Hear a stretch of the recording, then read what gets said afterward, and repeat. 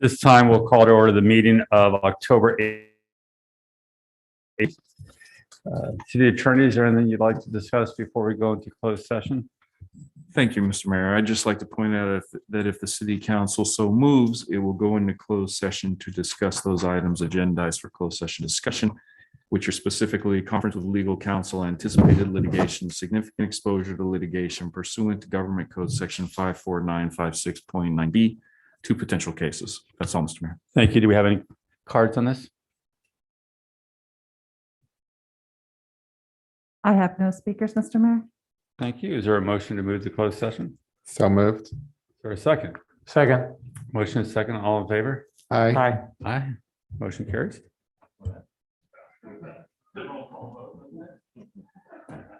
Somewhere we've got feedback.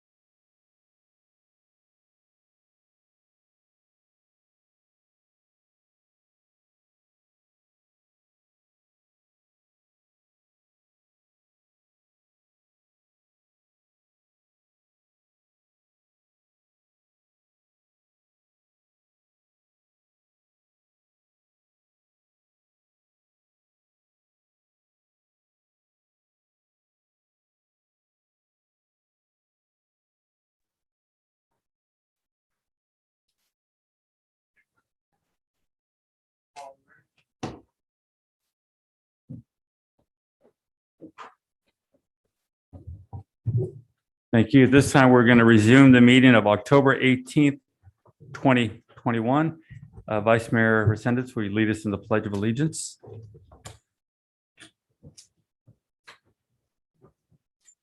I pledge allegiance to the flag of the United States of America, and to the republic for which stands one nation under God, indivisible, with liberty and justice for all. Thank you, sir. Roll call, please.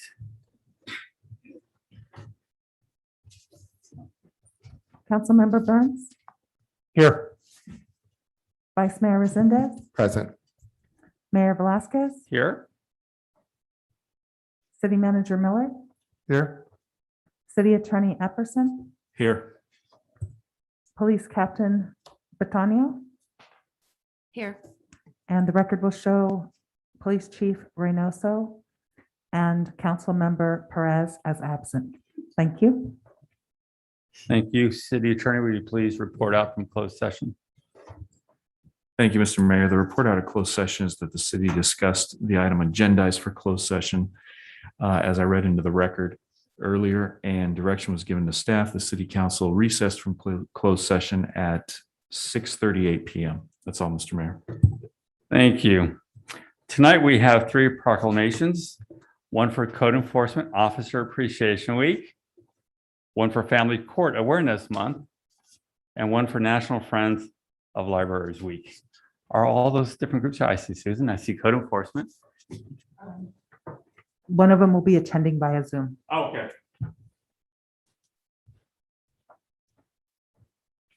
Code Enforcement, come up, please. You are the winner tonight.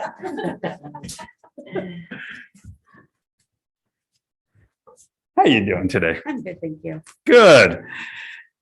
Whereas code enforcement officers provide for the safety, health, and welfare of residents and communities throughout the city of Hollister through their diligent enforcement of local, state, and federal laws and ordinances dealing with various issues of building, zoning, housing, animal control, environmental health, and life safety.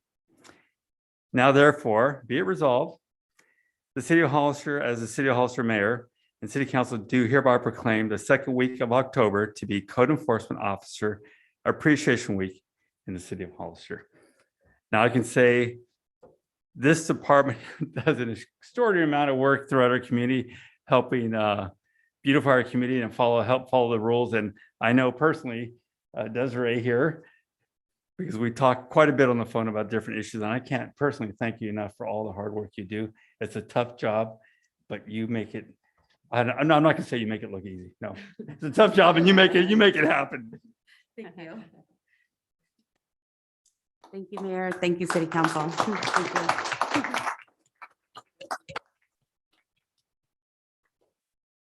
Our next one is Family Court Awareness Month, and they're online. Yes, Mr. Mayor. Tina, thank you. Hi, Tina, are you there? I am, thank you. Great. Whereas the mission of One Mom's Battle, OMB, and the Family Court Awareness Month Committee is to increase awareness on the importance of a family court system that prioritizes child safety and acts in the best interest of children. Therefore, the City of Hollister Mayor and City Council do hereby proclaim the month of November to be Family Court Awareness Month in the City of Hollister. Thank you for bringing this to us. You can say a few words. Absolutely, I'm honored to do that. What we know is that domestic violence is about power and control, and that doesn't mysteriously go away when the relationship ends. And many times it transfers into the family court system. And so our goal is to shine a spotlight that we really need to start prioritizing child safety and have a court system that is educated on domestic violence. And that's currently not happening. So I'm really grateful to the city of Hollister for joining the list of almost 150 cities, counties, and states across the country who have proclaimed November as Family Court Awareness Month. Well, thank you. And we have this here for you, wherever the camera is. So we'll get it to you, okay? Thank you very Okay. much. Thank you. Susan, come on up. You're an old pro at this. I think I'm gonna go over here where the camera is. If you stand right here and look at me, you'll be on camera the whole time. Oh, great. Yeah, wait, Sounds see, exciting. you go, look at that camera Oh, right yeah, there. I really have to. There you go. Whereas the Friends of the San Benito County Free Library raise money that enables our library to move from good to great, providing the resources for additional programming, much needed equipment, support for the library's summer reading program, and special events throughout the year. And now therefore be it resolved, the City of Hollister, Mayor and City Council do hereby proclaim October 17th through the 23rd of 2021 as Friends of Libraries Week here in Hollister, California, and urge everyone to join the Friends of the San Benito County Free Library and thank them for all they do to make our library and community so much better in the City of Hollister. Thank you so much. Thank you. And here's your Thank you very proclamation. much. Please say a few words. All righty. Thank you so much, City Council and all the public for helping with the library. I'm gonna put a little flyer out. It's really an honor to be here today. We work really hard to help the library and we continue to do so. This week is National Friends of Libraries Week. So if you would come to the library, you'll see our displays. You can actually join and be a friend, or you can just become a member, whatever you'd like to do. Thank you so much. We appreciate it. Thank you so much.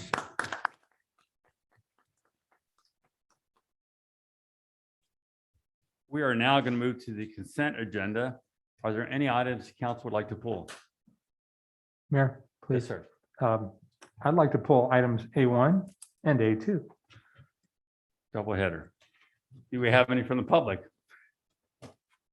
I have no items from the public, Mr. Mayor. Well, then we're going to have to go through each one since there's only two. So we'll start with item A1, sir. Thank you, Mayor. City Clerk, I'm wondering if on the last city council meetings, it reflects that I voted no as related to the contract renewal for the outside custodial services.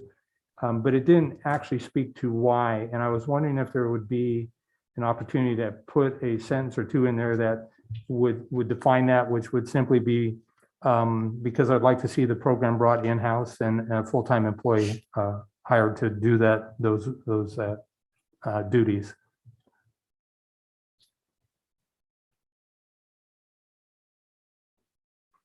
And I guess I'd also like to say that I'd like to maybe see in the council minutes in the future if there is a way, if a council member votes no or in the minority, and I think it's always important for people to understand that, particularly if they're just reviewing minutes as opposed to simply, obviously if people that are watching the event go on, they'll get the gist of it, but I think it would be good because I think council members just don't randomly vote no or yes. I think there is a lot of thought that goes into most votes, if not all. And I think it'd be good to be able to articulate that in minutes moving forward. Thank you.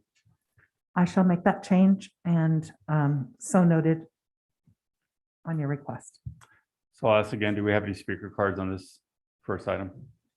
I have no speakers, Mr. Mayor. Thank you. Is there a motion? So moved. Is there a second? I'll second. Motion second, all in favor? Aye. All right. Motion carries. We'll now move to item 2. Thank you, Mayor. Again, I just have a couple of questions, I believe probably for the city manager. As I looked at the, as I understand, this contract only involves maybe 8 or 10 people, correct? Correct, and it's on some parts, I mean, for the salary part of it, it only affects maybe, I think about 4 individuals that are not on contract. But it's a salary and benefit plan because the benefits do affect all the executive Thank you. individuals. Okay, so one may simply be a strike through I saw where on a page identifying those who would be potentially impacted, it lists the airport director. And my recollection is that we've switched that to a manager position. And so I don't know if that would, if it's a strike through that was overlooked, or if that person would be in a different bargaining unit, but The manager would be in a different bargaining unit, but the director, because it is an approved position with the city, it's unfunded. So Okay. if for some reason that position never came back, okay. we don't have to change this. Okay, that makes good sense. Thank you. Also noticed in reviewing the contract that all positions, if I recall correctly, received a 2.5% pay raise, which would be relatively consistent with everything else. However, the two police captain positions were going to receive 7.5%. Did I read that correctly? Correct. And can you explain why the difference in 5%? Oh, my, yeah. I'll have HR come up.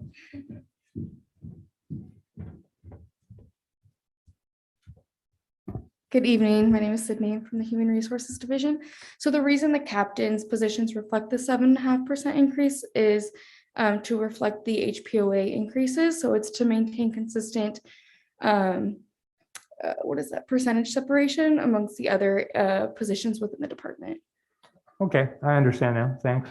I guess the last question would be, I saw where the city and the bargaining units agreed to continue to talk about the DROP program, but it really didn't say what the DROP program is. It explained the acronym, but can I get some clarification on what the DROP program actually is?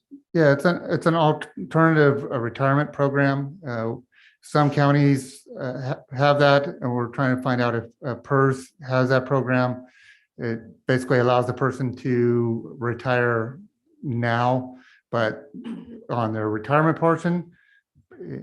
But going forward, they still are employed and are paying a lower retirement rate for as an employee, and the employer also does the same thing because they are currently getting some supplemental income from their retirement. So it's just it was an item that an individual brought up, and we said we would look into if it's even something that we can or can't do. But it's an alternative retirement program. Thank you. I'd like to know more specifics about it when time allows, please. Yes. Yeah, no problem. Thank you. That concludes my questions, Mayor. Vice Mayor Resendez. Thank you, Mr. Mayor. Just a comment, since it was pulled, I noticed that the language was added and there's some flexibility added with tuition reimbursement. And I just wanted to say that I'm really glad to see that. And I wanted to encourage all of our employees to take full advantage of it. I think it's very important that we encourage our employees to continue their education. It's a service that's being provided by us. So I just wanted to put that out there since the item was pulled. Thank you. No, and just to add to that, staff and management has been always very supportive of people that are going back to school. We do have flexible hours to accommodate them. We really would like to see our staff become more educated and be able to move up through our organization. Thank you. Do we have any speakers online? I have no speakers, Mr. Mayor. Thank you. Is there a motion? I move that we adopt item A2, Mr. Mayor. Is there a second? Second. Motion and second, all in favor? Aye. Aye, motion carries. We're going to now move to public input. This is the time for anyone in the audience to speak on any item not on the agenda and within the subject matter jurisdiction of the council. Speaker cards are available in the lobby and are to be completed and given to the city clerk before speaking. When the city clerk calls your name, please come to the podium, state your name and city for the record, and speak to the city council. If you are joining us by Zoom, please click on the bottom of your screen to raise your hand. If you are joining us by Zoom using a cell phone, please press *9. Each speaker will be limited to 3 minutes with a maximum of 30 minutes per subject. Please note the state law prohibits the city council from discussing or taking action on any item not on the agenda. Do we have any speakers tonight? Yes, Mr. Mayor. Joseph Elmhurst.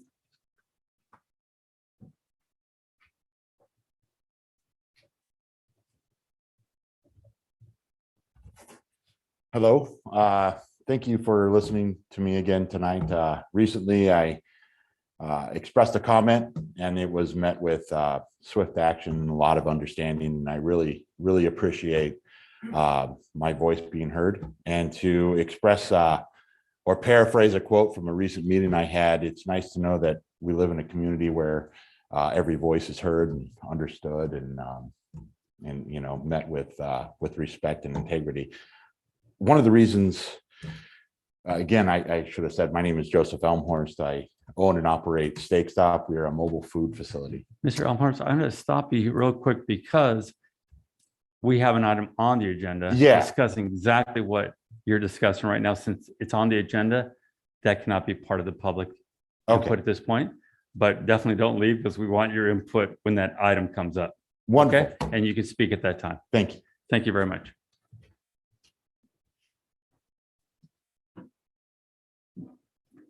Danielle Bossler. Hello.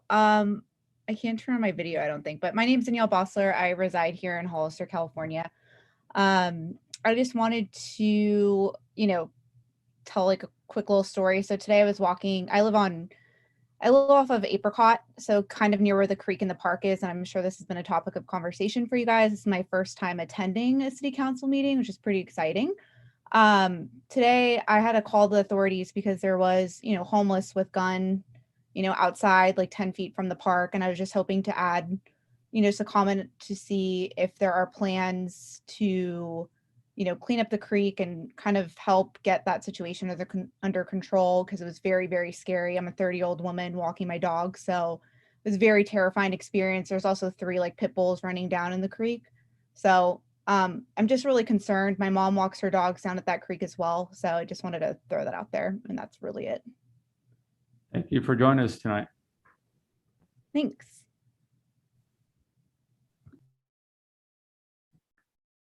Carol Lenore.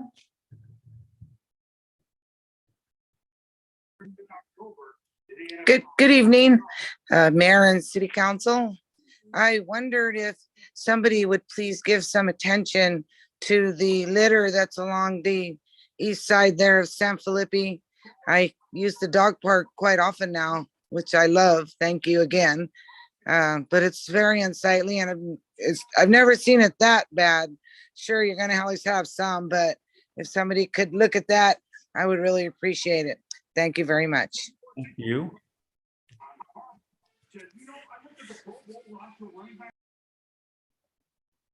We have no more speakers, Mr. Mayor. Thank you very much. We're now going to move to item D1, City Manager's Report. Thank you, Mayor. So, yeah, we can look at, I'll have staff look at the trash on east of San Felipe. I know when I drove by there Sunday, the wind was just blowing really horrible, and I saw the trash blow across the street and end up on the fences. So definitely an issue when the wind comes.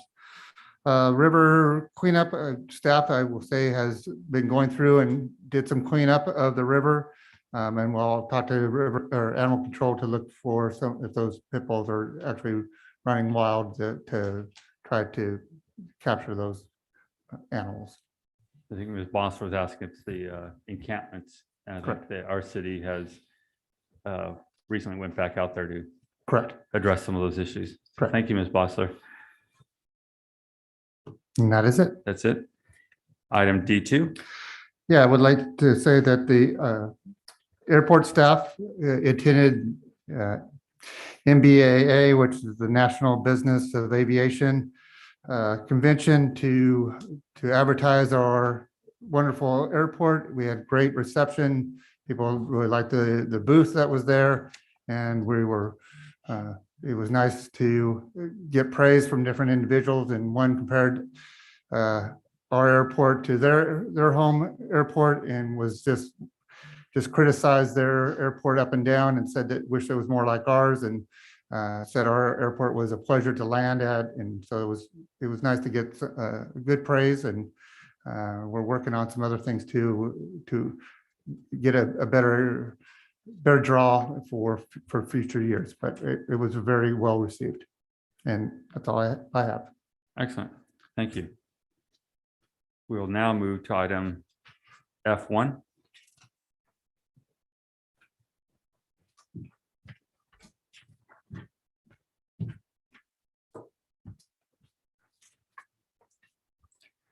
Good evening again. My name is Sydney. I work in the city's Human Resources Division. So this item, we are asking for a fully funded senior planner position with the increased level of work and the managerial level of the work that's needed in the division. Our current associate planners have been taking on a lot of the roles of what the senior planner would typically do. And so we are asking for an additional fully funded senior planner position. Any questions? Thank you. Councilmember Burns? Thank you, Mayor. I do. In reading the staff report, it showed that this is already a allocated position and a funded position. Is that correct? Yes, we currently have one. We're asking for one more. senior Okay, planner so position. will there be any direct impact on the current city budget?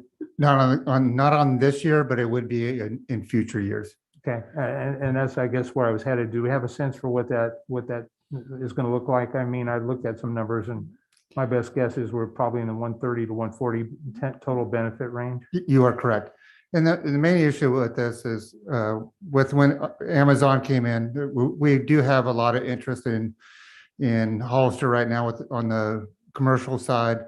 And the big thing that when they come in is that they want these projects done on their timeline. And my fear is if we do not start having this one and the next one, if we don't have these staff in place up to speed, we're going to be handcuffed and potentially lose some of those commercial businesses that want to come in. Thank you. Do we, are we fully staffed in planning and development currently, or do we have vacancies we're waiting to fill? We have vacancies. We do correct. have vacancies, yes. Our assistant planner recently resigned just less than 2 months ago. So we have that vacancy, which was the current senior planner position was filled at that level. So with her gone, and if this additional position is approved, we'll have 2 senior planner positions available. So I'm 100% supportive of this, but I would like to see us move forward wisely, but also assertively, if not aggressively, to fill those positions, because I understand, and I've heard what you said, Mr. Miller, I wouldn't want to see our service drop and our opportunities go by the wayside. How much current work do we outsource from planning? On planning, we just recently started outsourcing once the other planner just had left us a couple months ago. So that we only, like I say, just started doing that because we had that vacancies. So we will bring that back in once we get this person up to speed. Okay, I would like to know at your convenience, Okay. what kind of percentage we're looking at of the work being outsourced. And I would presume that their turnaround time is pretty responsive. I mean, if we're outsourcing it, at the end of the day, it's about customer service, and I absolutely understand the Correct. need.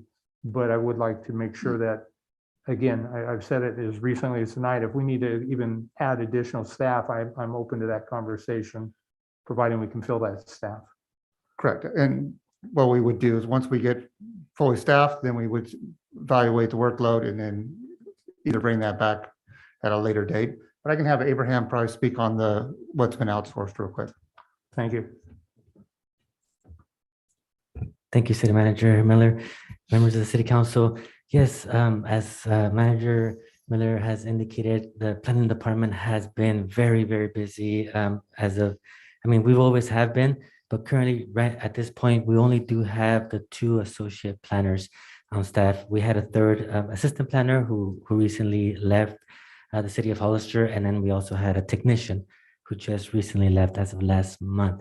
And so the main work that has been outsourced is compliance with the California Environmental Quality Act. We have it's key. CEQA is key for planning projects. Every planning project has to have either an exemption or some type of environmental impact report or mitigative negative declaration. And so we as a city of Hollister, as staff, we are always the lead agency. We have the services from that are outsourced as our staff. We review all of the work that is provided, and then we make a determination as to whether the work, the determination is correct as a categorical exemption or if it's an EIR or mitigative neg deck. And so it's mainly on the SQL aspect of it, which is probably out of all the work, I would say probably about 15%.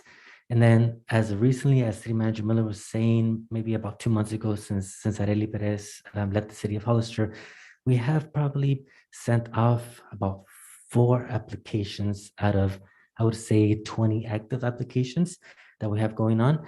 And so again, that gives it another percentage of first time in my 14 years being here, first time that we actually outsourced an actual application. It's only been SQL, but this time with the permission of the city manager, this has been really helpful. And again, we are still the lead agency. We are overseeing all of the work, but we just have the assistance for those particular applications. Thank you, Mr. Prado. You're welcome. One final question, I think. Sure, if I can add real quick. Of The other part of their workload too is they've been working on the general plan, which, I mean, we have two people on that committee. That is a major distraction for them. So that's part of the reason we've had to outsource also. But this is the reason why we need the extra personnel. I agree 100%, and we don't want to compromise our work quality simply. So final question is, and it was a bit concerning to me. I read in the staff report where we've actually got staff that are currently filling in and doing responsibilities beyond the scope of their work. Are we compensating those people? Are they working out of class? And is there a process to make sure that they're financially compensated to cover that? I mean, I would hope so, I guess. So unfortunately, this is actually a trend, the city and being understaffed and working above our classifications. The unfortunate thing with being in specific bargaining units, so with SEIU, which the 2 associate planner positions are in order to work out of class and get that 5% out of class, the positions have to be vacant, which we don't have, or at that time didn't have 2 vacant senior planner positions. In the event that we add this position and with the recent vacancy that's opened up with the staff recently leaving, then we would have 2 vacant senior planner positions, which in that case, we could then have the associate planners working out of class and getting that 5% out of class pay if the department director wanted to do that. So is that based on current practice and policy? Because if it is, and we've got people Correct. working out of class and they need to be rightfully compensated for that time. And I would suggest if it's a policy, then this council could maybe weigh in on that and maybe change it even through an emergency act. Again, I want people paid for the work they do. And I will certainly don't want to deal with labor grievances moving forward. So I don't know, Mr. Miller, what your thoughts are on that, or how we get there, or Mr. Epperson. Yeah, I mean, we kind of go through waves depending on what workload we have. I mean, that's why we're bringing this forward, because we do have people that now this is being consistent. As we move up through our ranks as an employee, you're always usually dabbling in a level higher than you to show that you're interested and you're excited to learn more. I think that's what happened here. But now they're consistently working at that higher level, and we do need to have these positions so they have that ability to move forward, or have people that are doing that work. Right, and I understand everything that you said, and I don't disagree, but I do believe that it could be opening Pandora's box for a labor disagreement or dispute if we got people working out of class, and it sounds like we do. And so, Mr. Epperson, do you have any thoughts on this, or as our legal counsel? Councilmember Burns, only so far as to say that obviously that's always a risk when you encounter that sort of a situation. It sounds to me like HR is certainly aware of that, and the city manager is aware of that, and it's an ongoing process trying to improve it and limit the number of times you'd have someone working out of class without proper compensation. Yeah, and I would say we do get those occasionally. I think we've had one in the last year, and we review it and see if it's a true statement or not. Sometimes it's more a department having them do completely outside their job description, and we either accommodate that or fix the issue and get the work to the right person. But we do look at it and make sure that we're not being abusive to our staff. So, we definitely look at it on a regular basis. So do we actually have a physically written policy that addresses this currently? Yeah, Well, our personnel policy, but, so if there is an out of class issue, then we do pay the person out of class. Okay. Also- Again, even if it has to be a per diem, I really don't know. But I would like to see a copy of the policy, and I'd like Mr. Epperson to review that to make sure that we're on solid ground, please. Okay, yeah. and I will say, as our Abraham, our planning manager mentioned, this additional work has been a lot due to the recent resignation of an employee just a couple months ago, when there was like a long-term timeline of one of our associate planners previously working out of class. When there was that senior planner vacancy, she was getting that 5% out of class when she was working. But that was more of a long-term, several months that she was doing that. Thanks. I'll look forward to the actual physical policy. Thank you. problem. Thank you, Mayor. Thank you. Vice Mayor Resendez. Thank you, Mr. Mayor. So a couple of things. I read that this person or this position is going to be able to fill some additional duties or responsibilities. And I'm wondering, a couple things that come to mind are, number one, like attraction and retention of commercial industrial. I don't think we have an actual department or an employee that's addressing that right now, do we, Mr. Prado? Councilmember Sanders, in general, we review all the different zoning designations, industrial, commercial, residential. And so we don't necessarily focus on one. Normally when a project comes in, we take it in and we assign it, whether it be residential or commercial. But definitely it's important to make sure that that we address every step of the way and bring in that commercial. That's important, very important to our community. Thank you. And then we had talked about some time back about the Historical Society Commission, and that because we were short-staffed, it was hard to help get that commission going again. So I would hope that in hiring these new people that we can, and we've got a very important date coming up, that we can get the commission up and running again. Yes, Okay. we have been in communication with our city clerk on getting that started and getting that application going for the members of the Resources Commission. Absolutely. Okay, Thank you. I agree with Councilmember Burns. I think this is a critical department, and it's essential to have it fully staffed. And I also I know we don't have an official policy, but I have a preference of hiring within the qualified candidates and those that have worked for us. So I would like to see us promote within if possible, and bring on some new people. Wonderful. Thank you. Thank you. Mike, I just want to say you guys have been doing an extraordinary job over the past year. A lot of work, as the city manager mentioned, with the general plan has really taken a lot of your time, but it's the difference that we have all been looking for years. It's a shame it took so long to get to this point, but what is coming through with this general plan really is an amazing project. Wonderful. And it's leading to the increase of commercial projects, which is what we've been striving for. As was mentioned, of course, if we need that staff, let's get them on board. Yes. If there's an issue holding up some of these and we need to outsource it, let's do it. But we need to get those commercial projects moving through. I think we've seen the difference of those projects bringing in all their paperwork ready for approvals. It's not, these are not the projects that we'll bring you this part later, and then next month or 2 months, we forgot, sorry, and then come back and say, why are we holding them up? Correct. These are projects that are ready to go with all their paperwork. So whatever we need to do to make sure we can move through, that's Absolutely. perfectly fine. And again, thank you and your department for Thank doing you. such an incredible job over the past Thank year, you. year and a half here. So thank you. Thank you.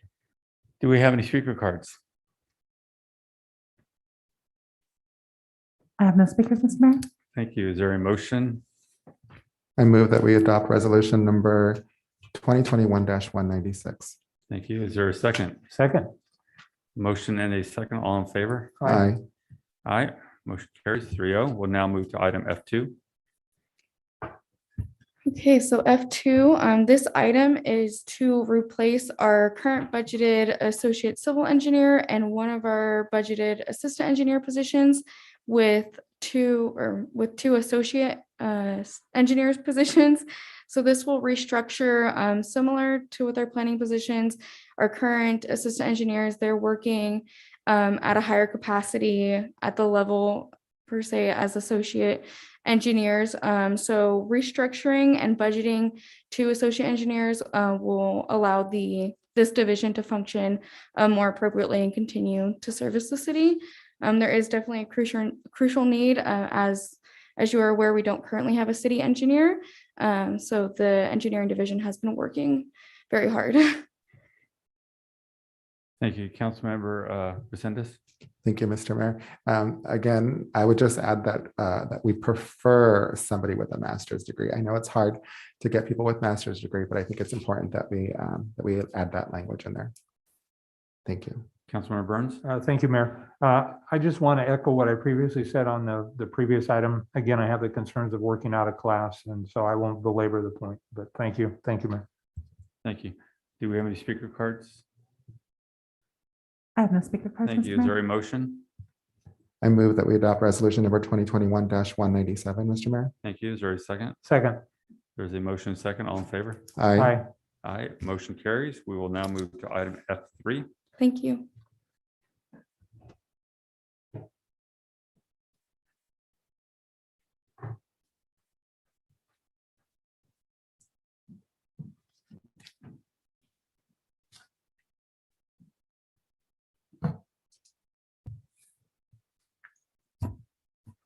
Good evening, Mayor and City Council. This agenda item is in regard to the approval of the Sally Street Traffic Calming Report prepared by Kimley Horn. As part of their analysis, Kimley Horn evaluated Sally Street between Hawkins and Nash Road and considered possible recommendations for traffic calming measures along that stretch of street. The investigation included 2 community meetings and arranging for online input regarding the existing conditions at Sally Street and the proposed calming measures. Staff recommends that City Council adopt resolution providing the Sally Street Traffic Calming Report and authorize implementation of the report recommendations. Kimley Horn has prepared a presentation with details regarding the analysis and recommendations that they've prepared. And Frederick Ventures online, ready to begin the presentation.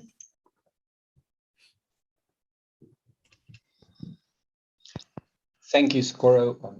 Good evening, Mr. Mayor and council members.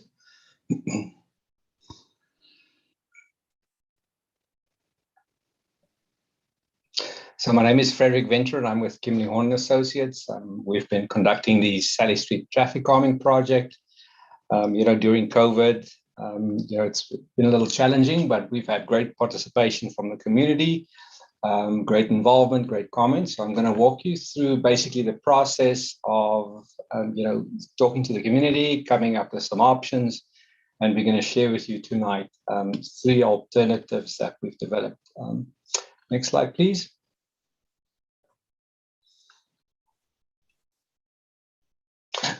So first is a little bit of discussion on the project background, so everybody just knows where the project is and what it is about. Next slide, please. So Sally Street runs from Hawkins all the way to Nash Road. It is a really old street, great history on it. It was a cattle run way back when Hollister was established. Because of that, it's a real wide street with probably one of the widest cross sections in the city. Very little, not a lot of utilities on the street. So there is obviously some speeding and cut through traffic happening on the street. Next slide, please. The road is currently about 76 feet wide, curb to curb, 2 20-foot travel lanes and 8-foot parking.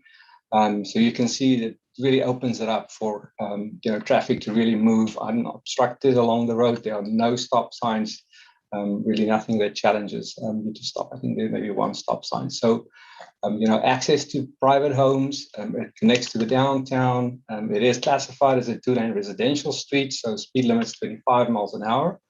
And of course, like I said, the roadway is 56 wide, which is wider than typical, much wider than typical residential streets. Next slide.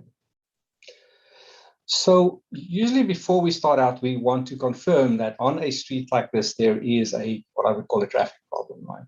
And to do that, we collect data, to go back to the community and hear what they say and share some of that data. Next slide, please. So typically we look at speeding and then some at traffic volumes. And then based on those, we come up with appropriate measures for traffic calming to potentially reduce the volumes and also reduce speeding on the roadway. Next slide, please. So the counts here show you, by direction, the average volumes on the street. So you can see in the northbound direction, so National on the right, Hawkins on the left, about between 600 and about 900 cars in the northbound direction, and this is on a daily basis. And then in the southbound direction, between about 500 and about 760. So this is not really substantial, if one thinks about a residential street, but the next slide shows a brand new picture of what's happening. Oh, I wanted to also say, you can see where on the bottom right here, you can see these red and blue arrows. Because the volumes increase at Vine compared to, the volume towards the left at Palm, is that there's definitely some cut-through traffic using Vine Street and then Sally to get to Nash. And it may be because of some congestion at Nash and San Benito at the signal. So the other question we had, people said we see a lot of cut-through traffic, right? So what we did is we did what we call a license plate survey or a Bluetooth survey, where we actually see cars that show up. If you look at Nash Road, there's a purple dot. So we would register a couple of digits of the license plate, and we would see if those vehicles also show up at Hawkins Street at the other purple dot. And then we also measured the same measures for license plates along Park Street. So you can see that in the northbound direction, there was almost 400 vehicles traveling from Nash to Hawkins that did not have as a destination a location on Sally Street. There were a few cars that actually went down Park Street, and those may have been people that went to the school. In the southbound direction, about 200 cars that were picked up that showed a license plate in between those two purple dots. If you think back about the volumes on the previous slide, this is almost 30–40% of the actual volume. So then this becomes significant, right? There's quite a bit of cut-through traffic on Sally Street. Next slide, please. So then we also measure speeds on the roadway, and we collect data at locations where vehicles are unobstructed. The speed limit on Sally is 25 miles an hour. And then we record the 85th percentile speed, which is really the speed that's used to actually post speed limits in cities. And you can see here between Hayden and Park, the 85th percentile speed was 29 miles an hour, and south of Olive, we picked up 34 and 33, so around 33 miles an hour. So these speed limits also are above the 25 mile an hour. Usually cities increase the speed limit signs. They don't have to, but if you want to enforce, right, and give out speeding tickets, the judge will not allow you to write a speeding ticket if you say the speed limit is 25 and the actual 85th percent is 33 miles an hour. A lot of detail in that, but this is definitely a problem regarding speeding on Sally Street. And of course, this really impacts the quality of life. It also impacts the safety for pedestrians, children. We have children crossing at Park that goes to the school. And from the neighbors, we've heard, they just don't want their kids to go play outside in Sally Street because of the high speeds and the cut-through traffic. Next slide, please. So this is a little bit of the data from the speed survey. Quite interesting here at the bottom, if you look at the right-hand side, there were quite a few vehicles here, 5 vehicles that actually, even if you look at the one down, 20 vehicles, on the bottom 3 right-hand values, where people were really driving extremely fast, on a residential street, which is just unacceptable. The maximum speed recorded was 55 miles an hour on a residential street. And if you drive out of your driveway or a child crosses the street, this will have serious implications on terms of safety. Next slide, please. So We've developed, as part of our traffic calming projects, a toolbox, and really what the toolbox does, you can go to the next slide, please, is it focuses on elements that we can implement on the street based on its character, the land uses, the geometry, the width that we then go and select toolbox items that we then implement to decrease speeds and specifically volumes as well. We look at several items listed here, effectiveness, bicycle and pedestrian parking. We want to maintain emergency vehicle and bus access if buses are located on the roads. And it's important that we also talk about community impact and then, of course, noise. Next slide, please.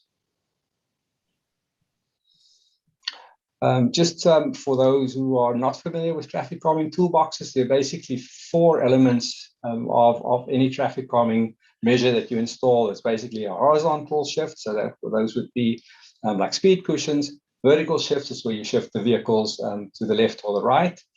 You can do closures or partial closures to direct traffic around to another street or another block, and then changing people's behavior about what a street is. So if you can create the message on this is a residential street, it's got a residential feeling, people will change their travel behavior and drive slower as well. Next slide, please. So the next couple of slides, I'm going to share with you some of the community outreach that we've had. There's quite a bit of information in the actual report. Next slide, please. So we had 2 meetings. They were virtual.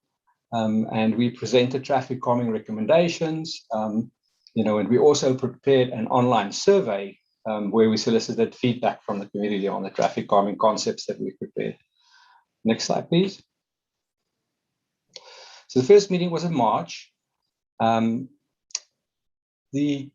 community asked questions at that stage about also speed cushions, which are almost like a speed hump. And we actually went back to council at that time to get approval for speed humps, including speed humps and speed cushions on the plan line. So there was a substantial shift from workshop 1 to workshop 2 in preparing these concepts. We also prepared our outreach survey during workshop 1, and there was over 2/3 support from the community in improving visibility and safety for specifically bikes and pedestrians and creating that neighborhood feel on the streets. Next slide.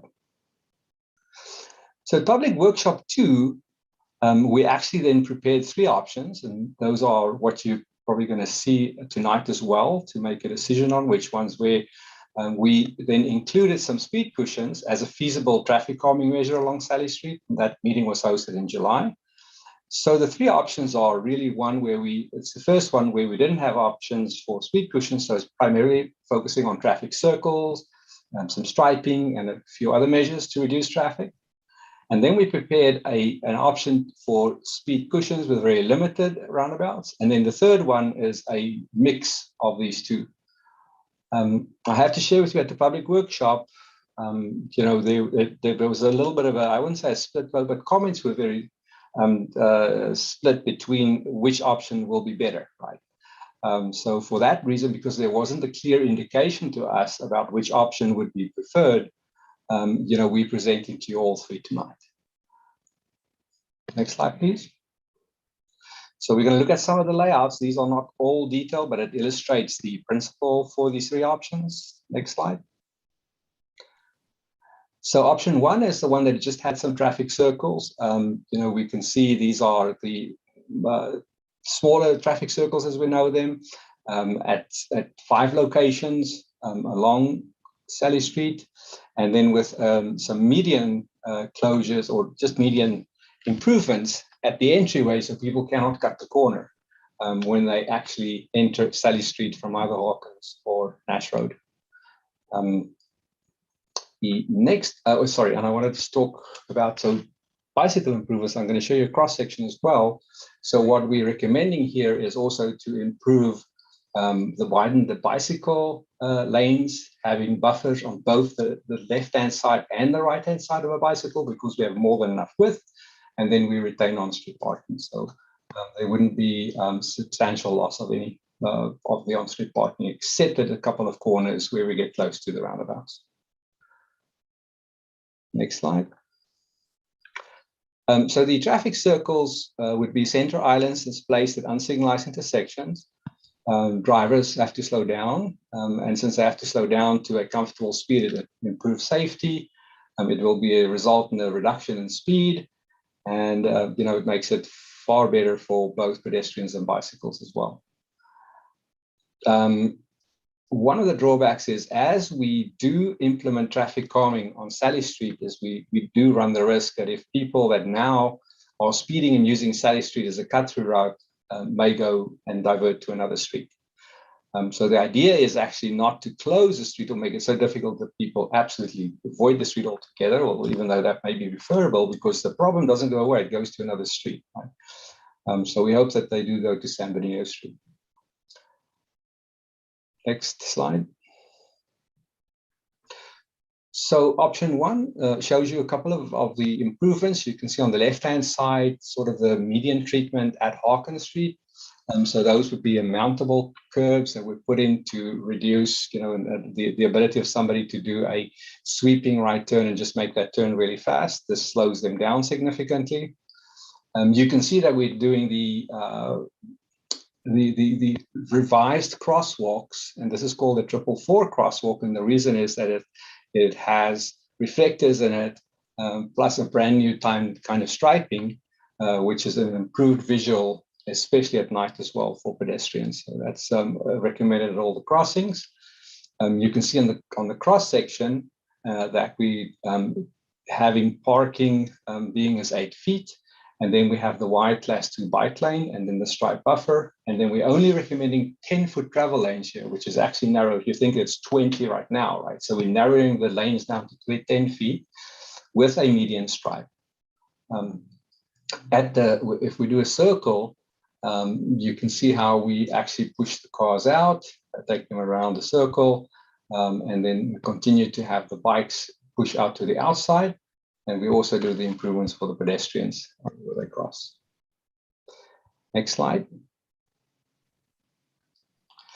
Option 2 is where we implement more speed cushions, and we only have one circle, and that circle is the Park Street. The reason is that Park Street has probably a higher volume on the street, and it also has children crossing the street going to school. So with this option, we are installing 6 speed cushions, and you can see the picture at the bottom. So these speed cushions are like speed humps where they would slow down traffic along the street, and also potentially divert some of the cut-through traffic. We recommend to maintain the mountable medians at the 2 ends to also show that the moment you turn onto the street, that this is not a wide street that you should speed on. So it changes the character as soon as you enter the street from either Nash or Harkin Street. Next slide. So what are the positives and benefits about the speed cushions?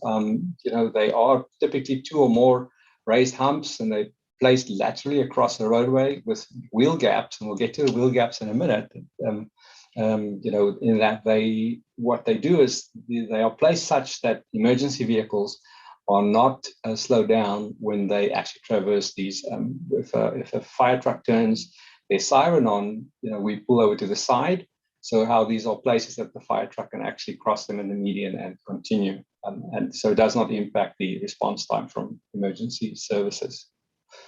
And we place these between 300 and about 500 feet. So really a selection based on the spacing of your blocks, where there's a good opportunity to slow down traffic.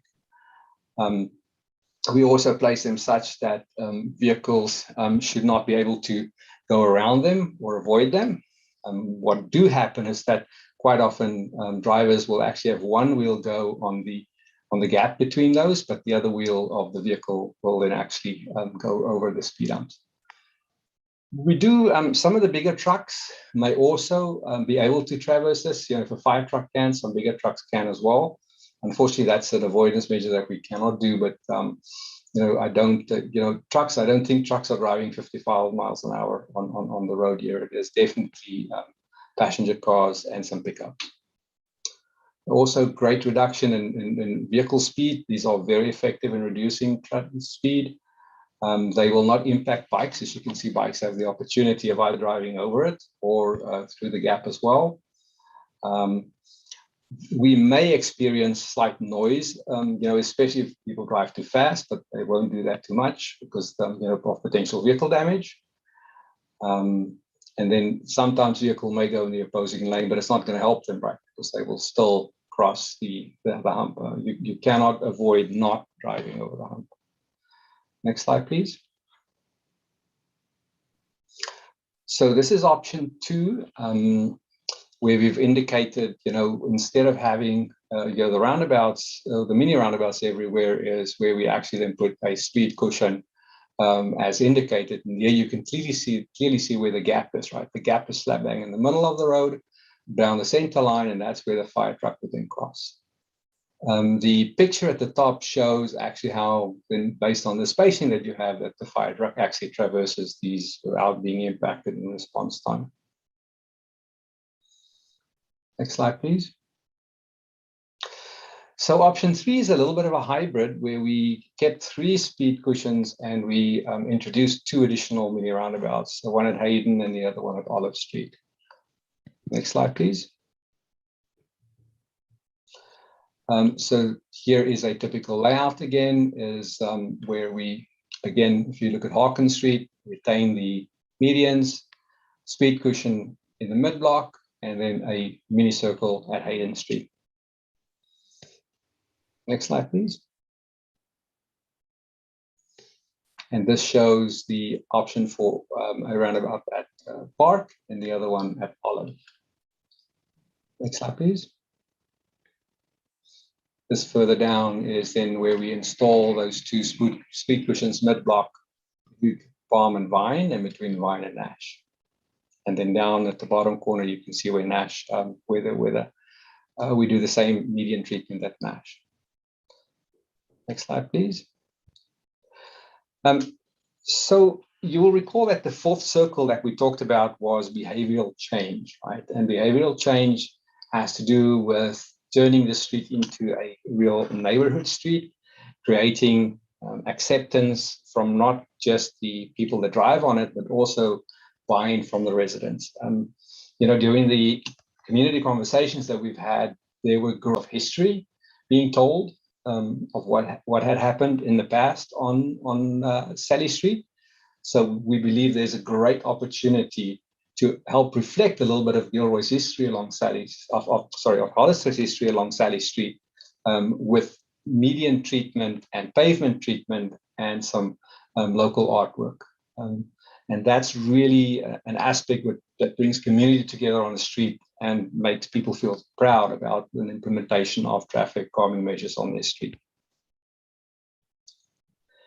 Next slide, please.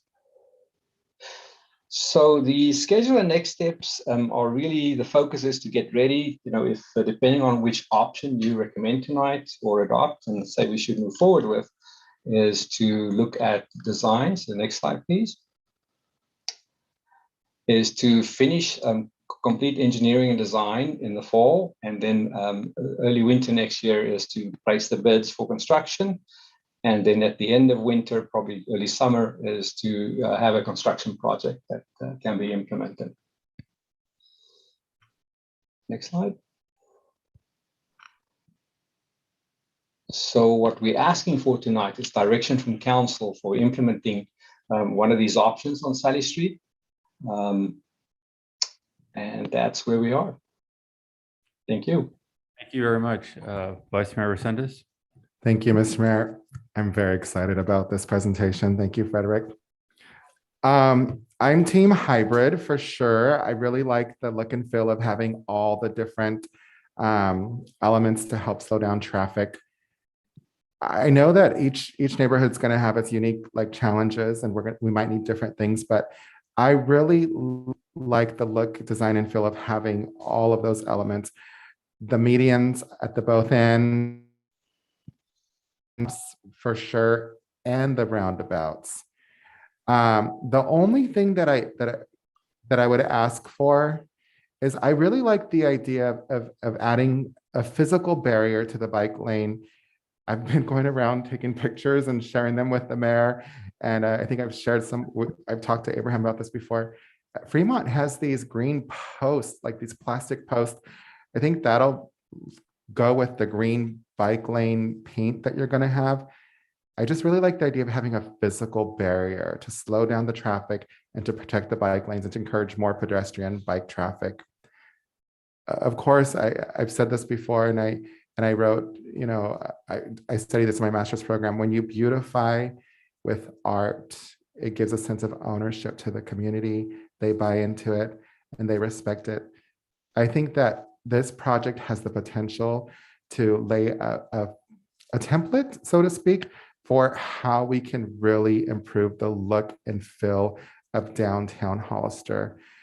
So I'm really excited about that. And we do have a very new Arts and Culture Commission that I think would be happy, right, Ms. Garza, to help put out a fair process to get some local artists to help out with that component. So those are my thoughts. I love it. Great job. I think that the value in having the community input in these meetings it's what we need. And I really appreciate that. So I don't want to change it too much. I really like the hybrid. I like the idea of having some type of physical barrier for the bike lanes. I've seen those green posts again. And I really like the idea of the art element. In particular, Watsonville has those mosaic tiles on the corner downtown. And I just think that this really has the potential to change the look and feel of our downtown. I've already said that. I'm going to stop talking, but I'm so excited. Thank you. Thank you. Councilmember Burns. Thank you, Mayor. I'll be brief. I agree with everything the Vice Mayor said. I really like the idea of getting our art commission involved in this project. And I think the hybrid is a win-win. I guess my only other question would be, looking at a project that is potentially several months out, what is where are we at on the budget on this, City Manager? Is this a funded project, or is this something that we're going to have to? Yeah, so it has been funded, and it would be probably, we need to either use our TDA funds with COG or Measure G. So we have the funding. I'm excited. Thank you. Sure, Let's conclude my questions and comments. Thank you, Mayor. Thank you. I do have a couple of comments, and I agree. The hybrid, I think you captured what the residents were asking for there. I know there was a lot of conversations. I do agree with maybe we can't put too many up, but the delineators along the bike path space out far enough so people could still park. But they do recognize that that is a bike path, and this is part of that goal to get a city where people can safely bike or use the streets in a safe manner rather than fear for their life. So I thought you captured that really well. Obviously, there is other work that has to be planned here, the water pipe that we're working on here too, and some of the other projects that have to go in first. So in the meantime, what I would like to see, or before I go too far, some of this, I think we need to also transfer over to the north side of Sally Street, as far as some of the designs, the bike lanes, and you're not gonna have the roundabouts, but you can do some of the other parts in here. I think it's really important. The north side of the Sally also has the same problem of people racing through. Also, weight limit signs. I think on all these neighborhoods, we're having truck traffic cut through these streets also. So we can see what that weight limit is, make sure we're putting those signs up and posting them.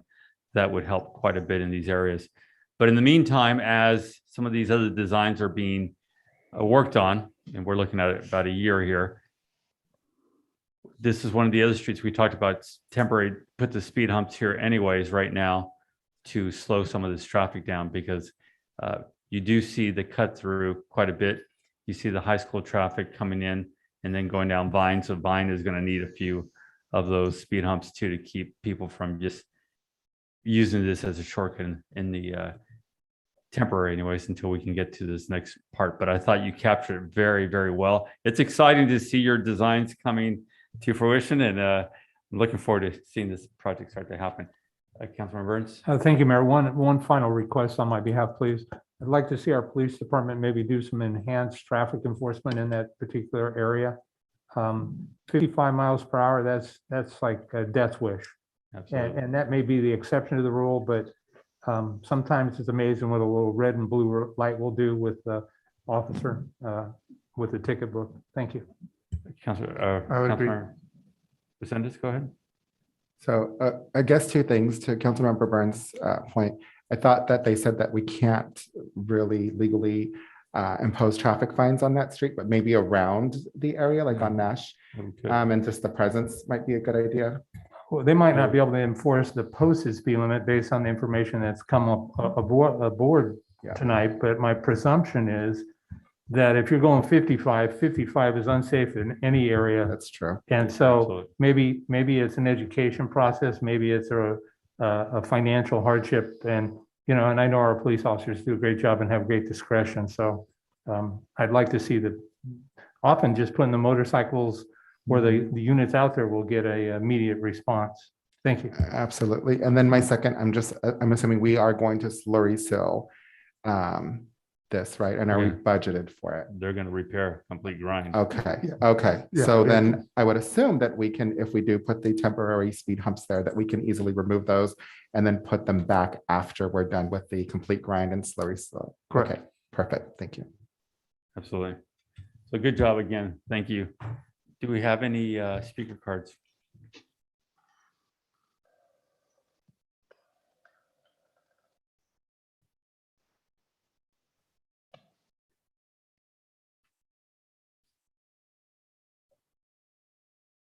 I have no speakers, Mr. Mayor.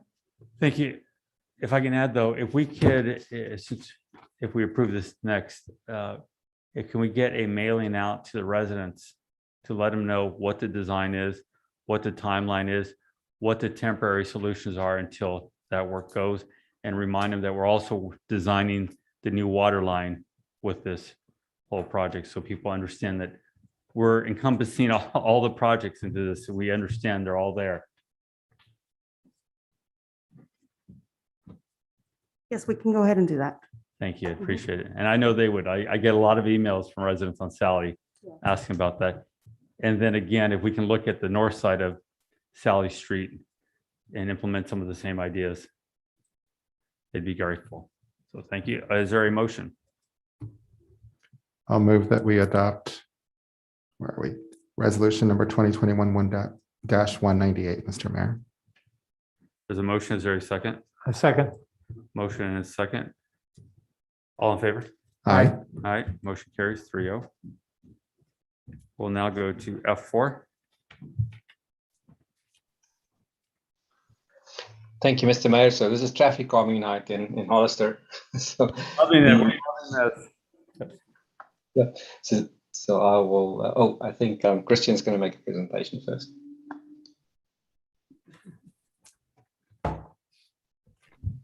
Good evening, Mayor and council members.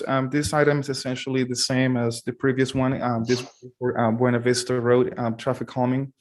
The city and Kimley Horn did the public outreach where the public had the chance to weigh in to see what the design and what the concerns are out there for Buena Vista. So Frederick will be doing the presentation and showing what the conclusion was.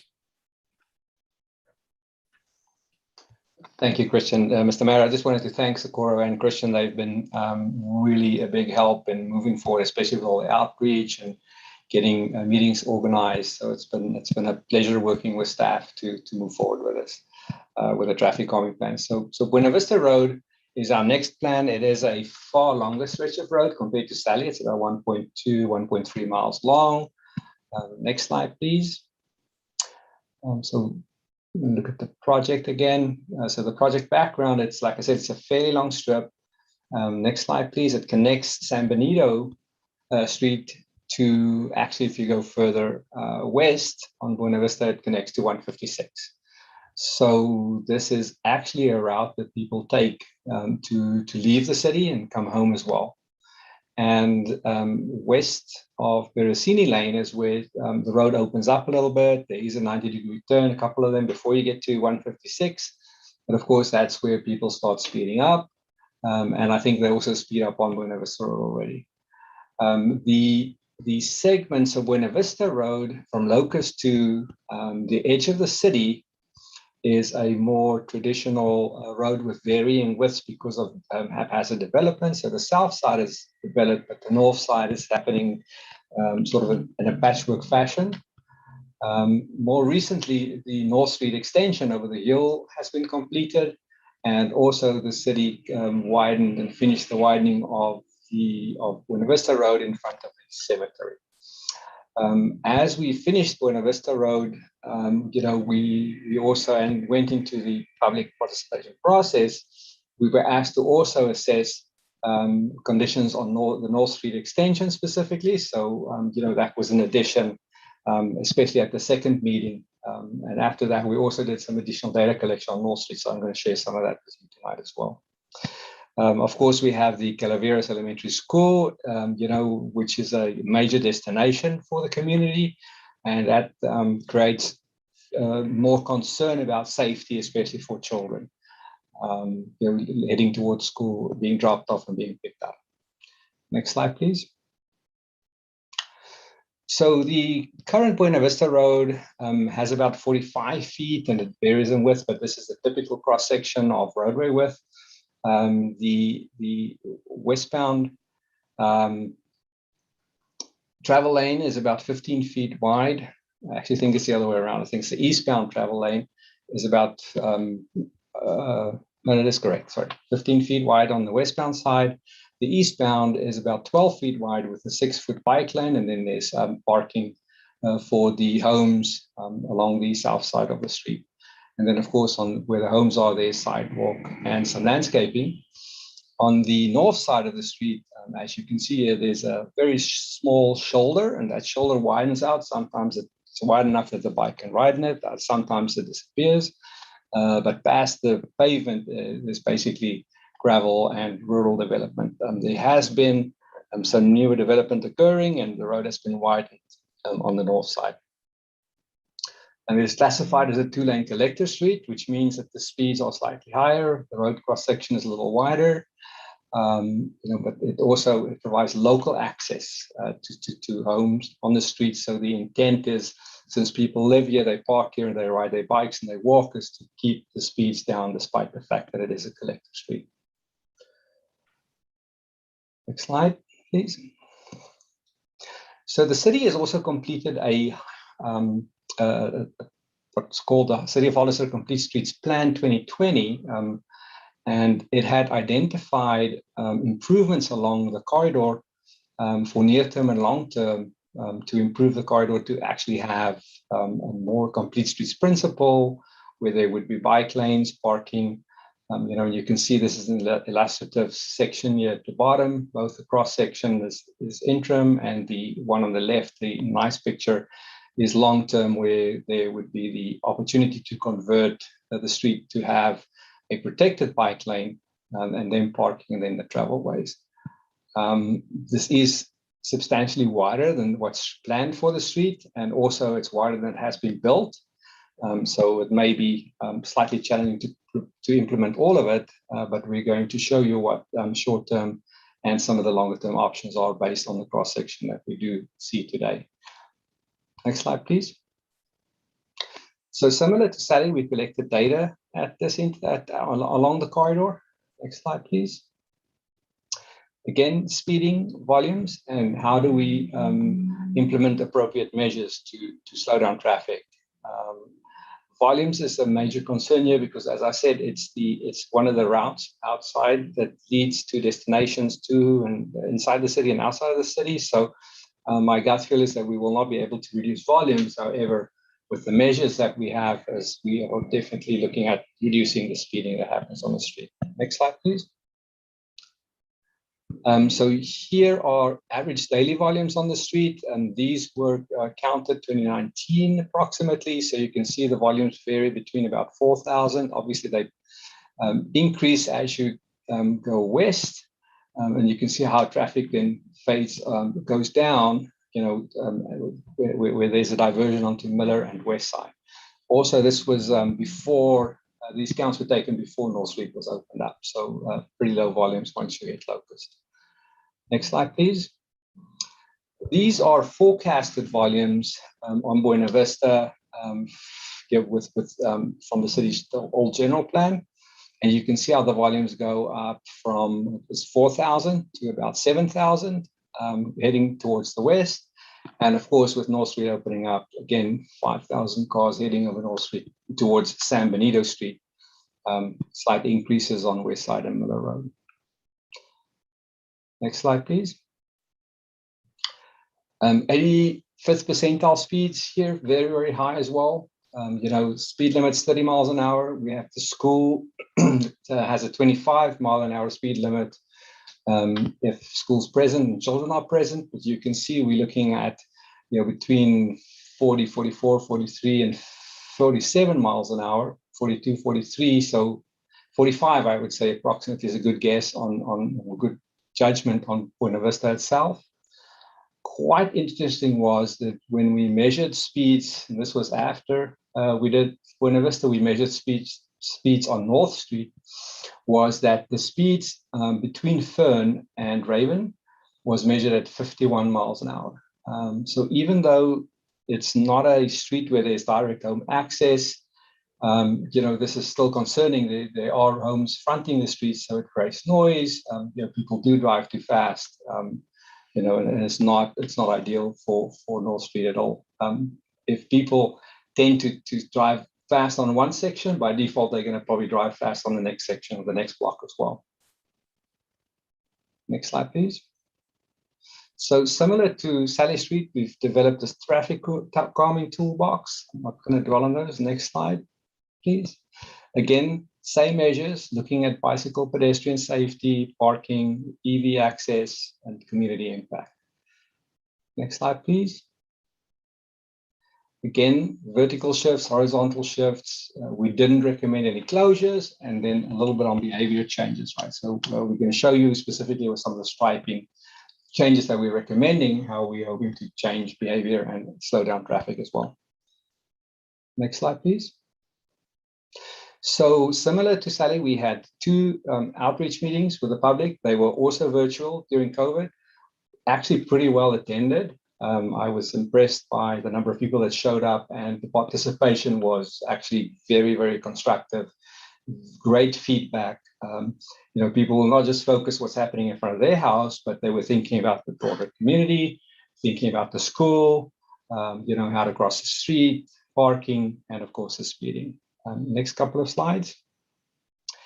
So, we also prepared an online survey, and, we also received more than 2/3 support for implementing traffic calming measures to help reduce traffic speeds along the roadway. We then prepared, based on that feedback, some concepts, presented that. I'm sorry, this was the first workshop, right? So March 24th, we talked about traffic calming measures, presented the toolbox, and listened to the community. Next slide, please. The next workshop was held in July, and that's where we presented our conceptual layout. Of course, this was also when North Street was opened up and concerns was voiced about North Street. And after that, we actually went out and surveyed some additional speeds and we recommend improvements on North Street going across the hill. Next slide, please. So I'm going to present you the layouts, and what we did here is we are recommending an interim layout and an ultimate layout. And this is also based on feedback from the community and the intent of immediately having an option to install some options. Whereas with the long-term option is really very dependent on the development on the north side of Buena Vista, because we need right of way. Now this looks like a lot of speed bumps, but please remember that this is like 1.2 miles, so it's almost twice as long as what we had on Sally, and we've strategically placed these to really have an effect on slowing down the traffic. Also, in the interim here, we're not You can see we're not recommending any other measures, right? So remember on Sally, we had a couple of roundabouts which reduce the need for speed cushions. But this is really a recommendation where we primarily make use of striping. So there's going to be some changing of lanes and making them more narrow, having buffered bike lanes, retaining the parking, and then implementing these speed cushions. Right? We're recommending two potential RRFBs. Actually, one has been installed already. The first one is at Line Street, where the community on the north side crosses the street. It's also a yellow crosswalk. So we're recommending that there's some striping improvements plus an RFB at that location. And then the other RFB that has been installed is actually at Fern, going over the hill.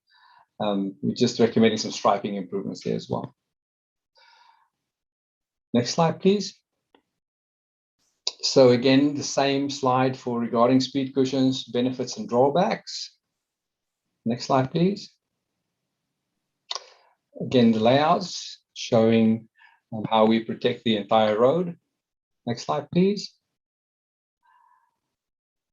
I want to talk a little bit about the interim concept for North Street, looking specifically at the North Street striping. So currently the view on the bottom here is as you look from Locust towards the east, so you're looking towards San Benito Street, you can see that the road is actually quite wide. It starts out with a painted median, very wide bike lane, and the speed limit here is 30, right? So the speed limit is set here because of restrictive side distance. You can see if you're in this location, you can actually not see where Fern joins the intersection, right? Next slide, please. So what we're recommending on the upper graphic is that we maintain in the median, the stripe median that you saw as you go from Locust towards San Benito, that turns into a left-turn pocket onto Fern Street. We narrow the lanes to 11 feet, I think it is. I can't, we're just going to get to that, 10 or 11 feet, and then we install a bike buffer. Right, so on so because we don't have on-street parking and because we don't have access, this is the ideal location for installing these green bollards. And you can actually see at this bottom picture is an actual photograph that shows how that can be done. This one has a combination of what we call armadillos and in the green bollards. So those armadillos are like it's an obstruction. It's almost like a cat eye that you put in the road, but they are, if you drive over them, they definitely will damage your vehicle. Once we get to the intersection of Fern is to install the 444 crosswalk, and the city has already installed the RRFB there. And I think the main reason for that is just because of side distance and also to highlight the fact that pedestrians are crossing there and increase their visibility. As you go down the hill, and so Fern is sort of on the crest of the hill, and as you go down towards San Benito, we then recommend to continue the bike buffers, right? But then we start introducing a slight median we recommend 2 speed humps between Fern and Monterey. And the main reason for these are to reduce speeding. You can see how we widen the buffer in the bike lanes, and we also change the lane slightly. And you can also see there's striping ahead of these cushions to help warn people that they got to slow down, right? Because if people are going 55 and they're going to, or 51, 55 miles an hour, they're going to hit the speed cushion, their vehicle may get damaged. So we're adding an extra layer of warning devices here so that they do see them and they slow down. And then as you get closer to Monterey, we actually conform back to the existing striping, which retains the bike lane, have 2 travel lanes, and then the sort of the median lane that gives an opportunity for the couple of homes that needs access to gain access to the driveways and also make left turns and onto Monterey. And then of course you get Raven, where also then there's left turn pockets. Next slide, please. So this is the ultimate concept where we then recommend that there will be 3 roundabouts installed. There's already one planned and the city is collecting money for it. I think it's at the Mirabella development. And then where there was a recommendation for 2 more. These are not mini circles. They are actually slightly larger than just a normal mini roundabout. And I'm going to show you images of those. And then very important here, you will see that there's actually a roundabout recommended at Beresini Lane as well. Now, think about it. If you're coming off 156, right, you're coming around the corner, you are in a rural setting, and then as you drive on, you hit the city, right? So immediately this becomes a gateway element that has 2 functions. Number one, it tells you, hey, you're reaching a city. We're changing the street concept for you. We're changing the layout. And then, of course, by default, the roundabout will slow you down. So very important that we have this gateway element from a traffic perspective coming into the city. And then the other 2 are, again, placed strategically. So one recommended at West Side and the other one at Gonzalez Drive. We retain some of the speed cushions. And of course, we retain the RFBs, specifically the one at Line that's going to be new as well. No additional changes along North Street. Next slide, please. This was a mini roundabout, I think, but so we're going to increase slightly on this, but the principles of roundabouts stay about the same. Next slide, please. So these are the roundabout layouts, and I think there's one that's already been prepared for Gonzalez Drive. So we're repeating these down the road, and the reason we are slightly increasing these in size and giving them more character is also because this is a collector, right? So it's going to have higher volumes, and we're going to see children crossing between specifically the neighborhoods on the north coming to the school. So you can see how we focused on bringing in the traditional elements of a single lane roundabout that is slightly larger. But with these, no right-of-way acquisition, they will still fit in the existing pavement and right-of-way that's been assigned. Next slide, please. It's the West Side one, very similar layout. Next slide, please. So similar to Sally Street is again bringing in community character, right?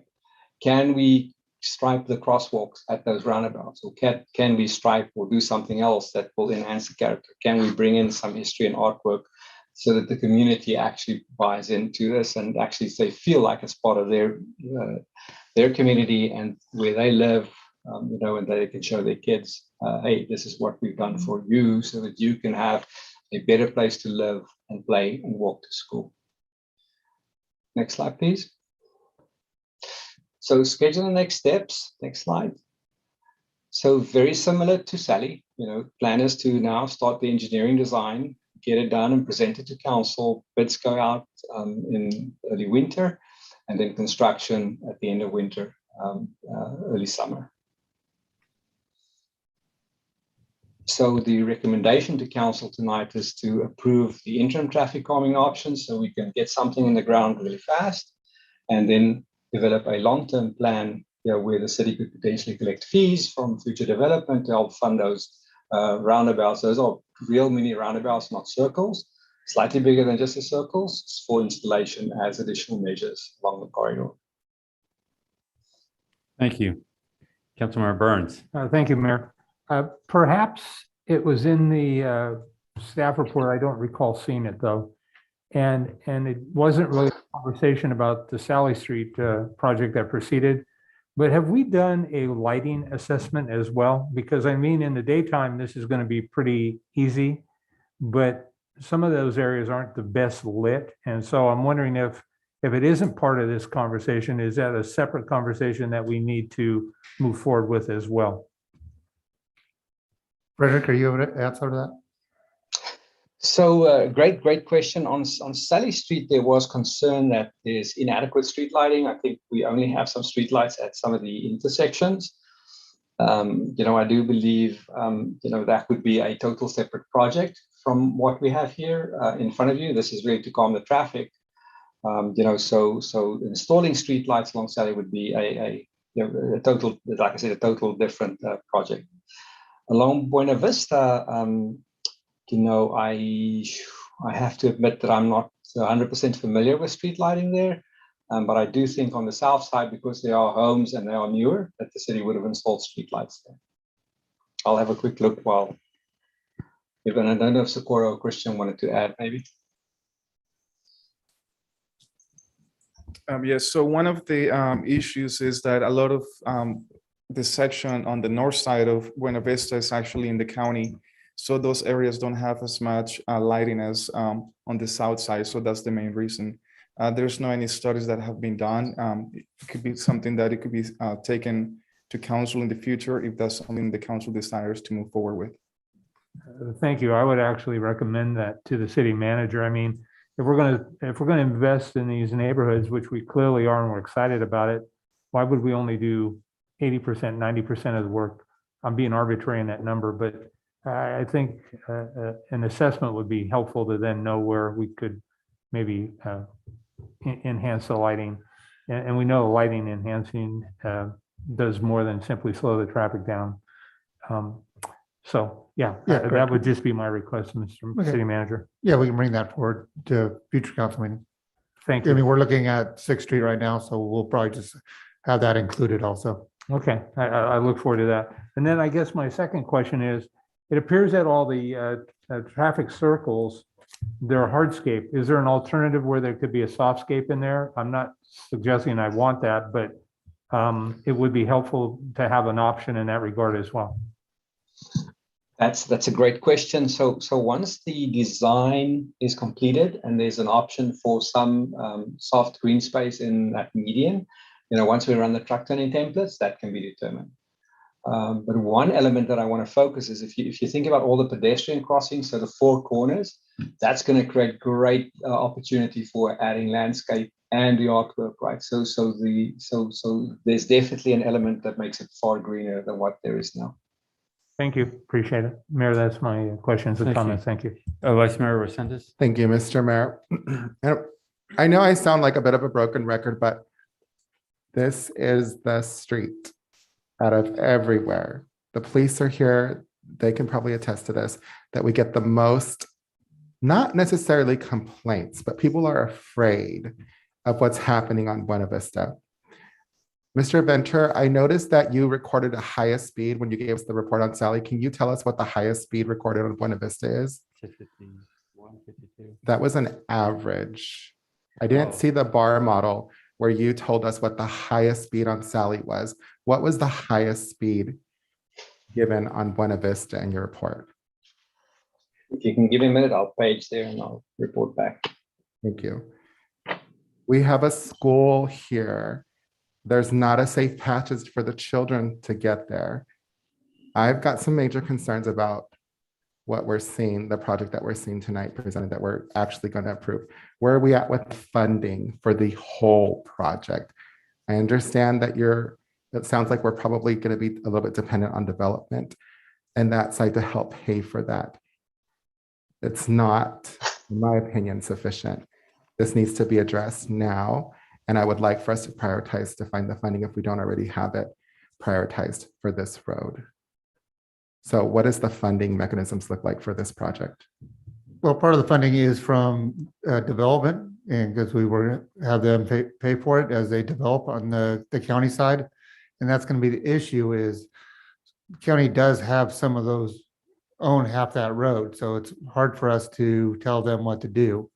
But we can work on some joint projects and see if that's something that they would be willing to entertain. Yeah, how many county pockets are there? And are they willing to help pay for some of this?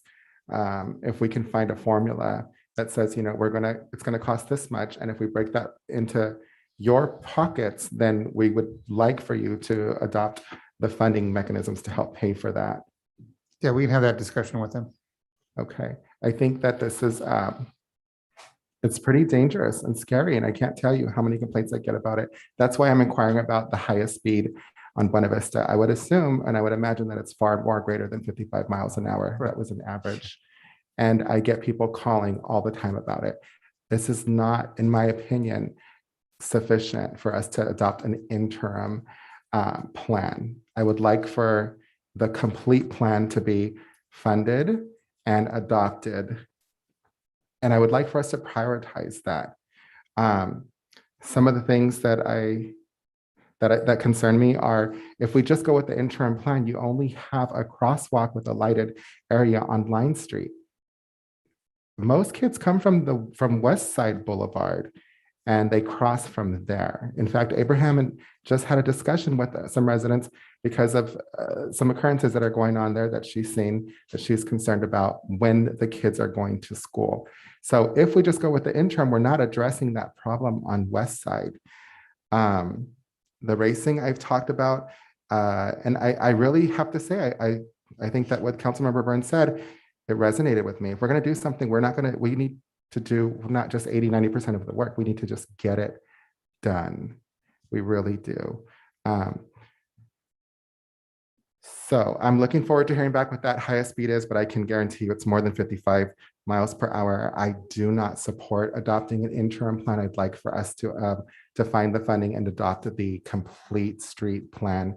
I would like for the county to consider helping us with that. And I would like for this to be prioritized because I do think that, and I'm not trying to, put one over the other, but I get more complaints, I think we all do, about Buena Vista than Sally Street. So we've got the plan. I know it takes money, but I would really like for us to put our heads together and to see this project come to fruition. Thank you. Mr. Burns, did you have another comment? I do, actually. Thank you, Mayor. Vice Mayor, I don't disagree with anything you've said. But I actually, later in the evening, I'm going to talk a little bit about the speed cushions on Sierra Vista, and I've already seen some immediate changes on that street from the several times I've personally driven down it. Having said that, this is a big project, and it seems to me that the speed cushions might be a short-term solution to a permanent problem, but yet I think anything we can do it versus not doing the interim. But I agree 100% with you about a bigger project and sooner. But unlike other streets, we do have the challenge with the county. I've also talked about Valley View, and that's a similar street. I don't know that the problems exist because there's not an elementary school on Valley View, but at least not that I'm aware of. And so I support you. I support your position. I've heard what you said, but I would like to at least, I believe the city could get the speed cushions up within probably a week to 2 weeks.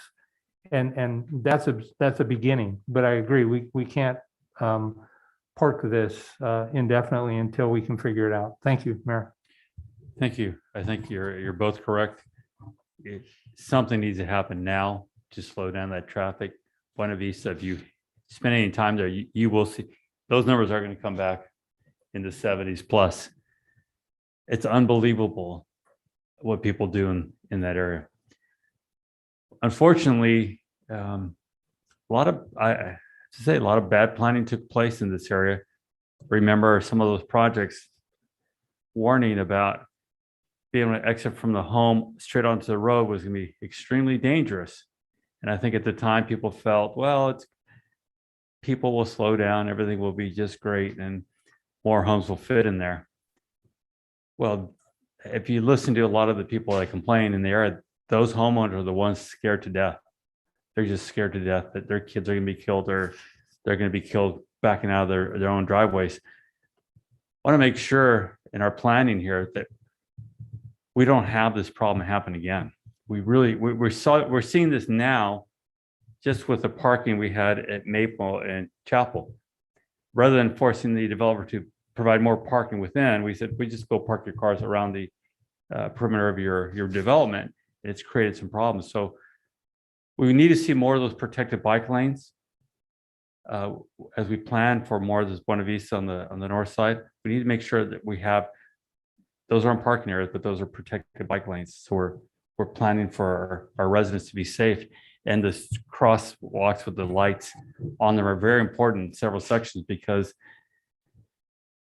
it's amazing that people will see kids and think the kids are just in their way and will really race around them without even a thought to it. So let's make sure we're planning on that correctly. Former Supervisor Dela Cruz was so passionate about trying to work with the city several years ago to do a permanent fix for this area. And I think it's really important that we do have that conversation with the county, see if we get the permanent road. Yes, we know part of it's county still, but what that can look like so we have that permanent protected bike lane on the north side of Buena Vista. Let's not make the mistakes we made on the south side of Buena Vista. Make sure it is lighted correctly, because you're absolutely right, Councilmember Burns, that lighting plays an important factor. These are the kind of things that need to happen and right away. Speed humps as the interim. If we don't do that, we're gonna be facing people racing at high speeds for another year, because this is a big project. Let's not kid ourselves. This is a big project. But we should be, as Councilmember Vice Mayor Resendez pointed out, this should be one of the highest priority permanent projects, because we need to get this thing done. We've been neglecting this for way too many years, hoping on the developers to do it. And once we get there, then the developers don't want to do it, and we find a way to accept whatever they're proposing to us. That just has to stop. So we need to decide what that looks like, make sure we're charging those that are still coming in accordingly to cover those costs.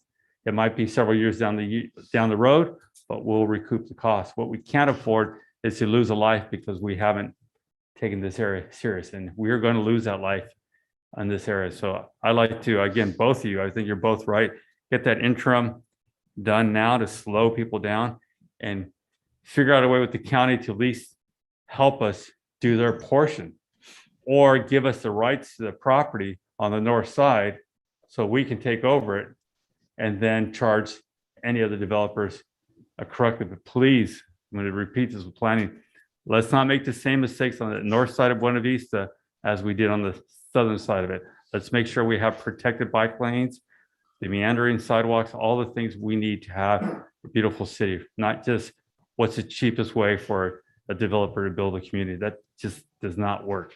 And I think we have a council that fully agrees with that. So I want to thank you guys again for coming up with the vision, because it's something I think we can be proud of, and seeing those delineators protecting the bike path, that's exactly what I want to see throughout our city.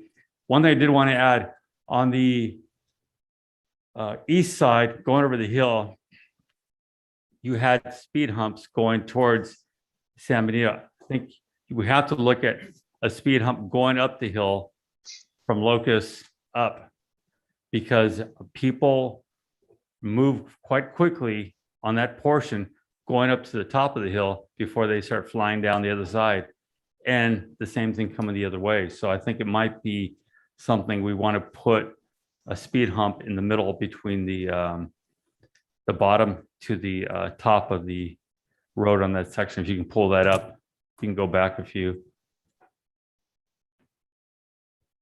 Right there, right there.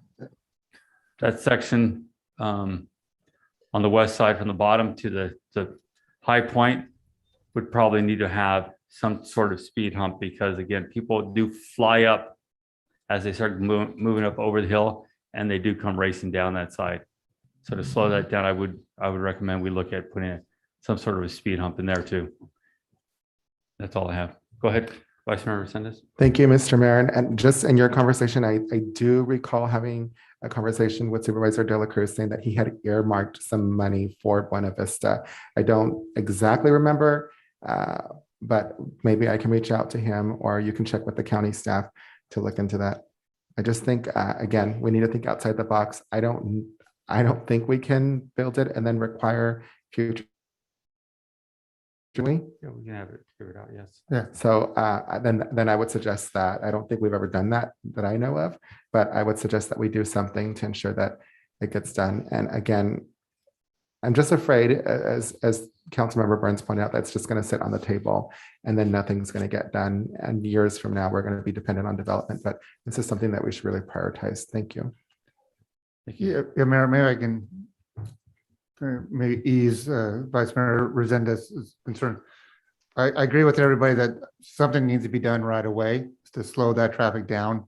My concern is with working with the county and different options, it's going to delay things a month, 2 months at the earliest. I would rather see something in there right away And I think staff has heard you that this is a high priority, and we can work on that. But by pushing it, waiting for the county and waiting for some others, this delays it even longer. So No, that's my concern. I think what I believe the consensus here was to do the immediate plan with the speed humps and then work towards that permanent solution, but really work towards it, not just Correct. push it off, but let's sit down and have those meetings. Where did the money Mr. Dela Cruz put aside, where did that go? So we use this, how do we have the property lines adjusted so we can have the curb sidewalk on the other side, have the protected bike lane on the north side, have the street lights on the north side, all the things we need to do. It's just that time to do it. Okay, I think we have some speaker cards. Go ahead, sir. Just to answer council members' concerns regarding the speed. So when I set up the counters out there, the counters are set up to capture speed up to 65. That doesn't necessarily mean that the high speed was 65. It could have been 80, but we did see a couple of them going 65 plus. The other concern was regarding the north side. Unfortunately, going with the ultimate design, which the consensus were to make sure that we move forward with that, is that a lot of the north side of Buena Vista is private property. So we're dependent on essentially the property owner developing, annexing into the city. So that will take some time. As of right now, we only have a few properties that have annexed and developed that have paid a contribution for the roundabout at Gonzales. So that's just another issue that we have that will be taken into account. No, and I think we all understand that. I think the issue though is the old way of doing business here was let's work with the developer, get his development built as cheap as possible, and then we'll worry about the next thing later. What we're saying is let's fix this now all the way across. We know what's going to come in the future. We need to do it right. We need to work with the county, see what we need to do, get those property rights to build that curb. Because one of the problems that's going to happen here is the people that speed will use the dirt side of the north side of that road to get around the speed humps. Correct. They will. And what's going to happen there, they're going to lose control and come flying over to the south side while kids are walking to school or something. We're going to have a tragedy. So we have to do these other efforts now or find a way to make sure that cannot happen. So we need to reach out to the property owners. We need to work with the county, see what we can do to build that ultimate plan and make this as safe as possible. This is not an easy task. And this is why one of the old ways of just proving this development here and there doesn't work. You have to have that master plan. This is not you. And I completely understand. Your crew has been awesome. You have to build a master plan so it's completed. So we don't have these type of things anymore that lead to this really bad design. So, and we're going to all have to work together. And I think city manager will work with the CAO of the county, and hopefully we can find that money that Mr. Dela Cruz had set aside for this county side, and we can get something done. Sounds good. Thank you. Mr. Resendez, you have one more comment? Thank you. Really quick. I understand the logic about not putting a crosswalk at West Side, but if this gets approved tonight, I think we really should have a temporary safe passage for the children on West Side and Buena Vista. Thanks. Thank you. Comment cards? Yes, Mr. Mayor. Celia Sanchez.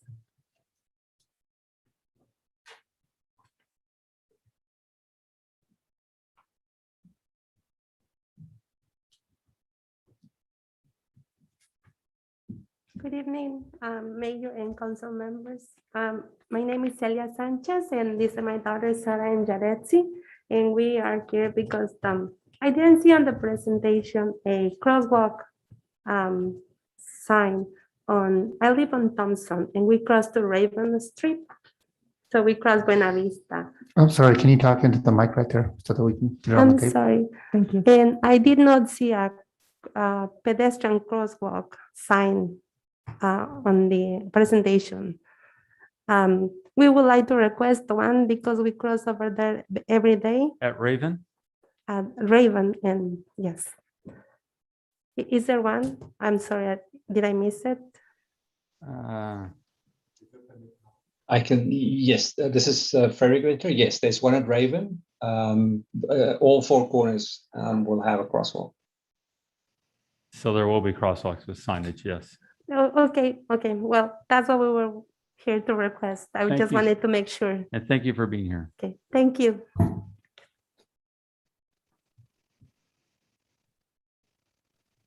I have no more speakers, Mr. More Mayor. speakers. Thank you. Is there a motion? I'll move that we adopt resolution number 2021-20, wait a second, 199. 2021-199, but I would like for us to, I don't know if it's just a matter of striping to increase, to make sure that we have a safe passage for the children on West Side to cross. Thank you. Okay, there's a motion. Is there a second? Second. Motion is second. All in favor? Aye. Aye. Aye, motion carries 3-0. We will take a 10-minute break.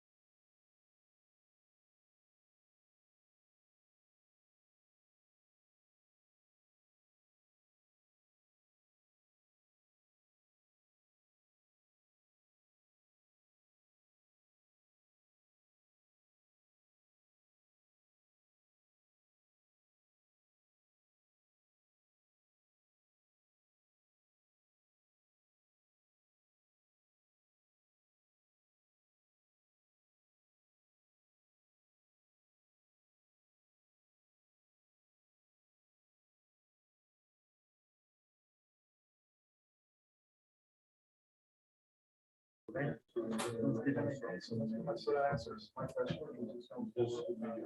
what I'll do then is, All right, everyone, if you'll take a seat, we'll get started again.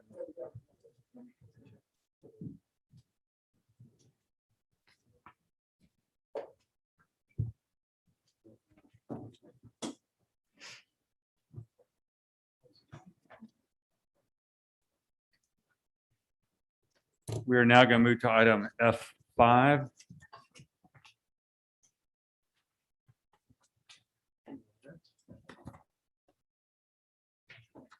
Thank you, Mr. Mayor and council members.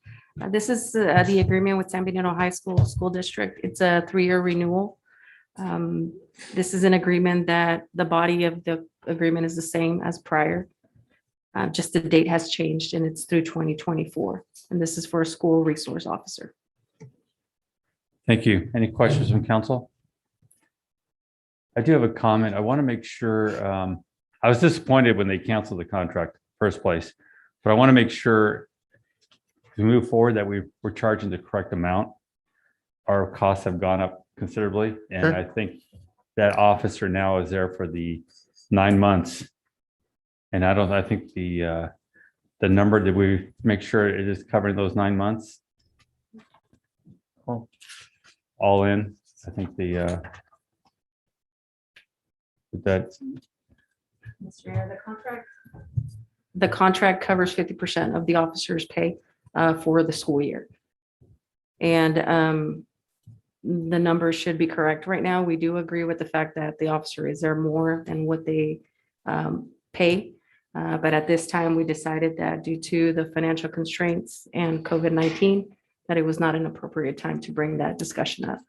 and I agree with you. I just think for the future contract, we have to make sure it really reflects it because Correct. it's turned out that the officer is spending all his time there, and which they should. Absolutely should. I think we're seeing school districts around the state now rethinking the idea they didn't need officers there because they play a valuable role in helping the kids, stopping things from ever happening. So I totally agreement with that. I just want to make sure on the future ones that we really look at the true cost and let the school districts know now what the true costs are so they can budget for it also. It'd be helpful for them. Sure, we will definitely work with them. Any other questions from council? Do we have any speaker cards? I have no speakers, Mr. Mayor. Is there a motion? So moved. The motion, is there a second? Second. Motion second. All in favor? Aye. Aye, motion carries 3-0.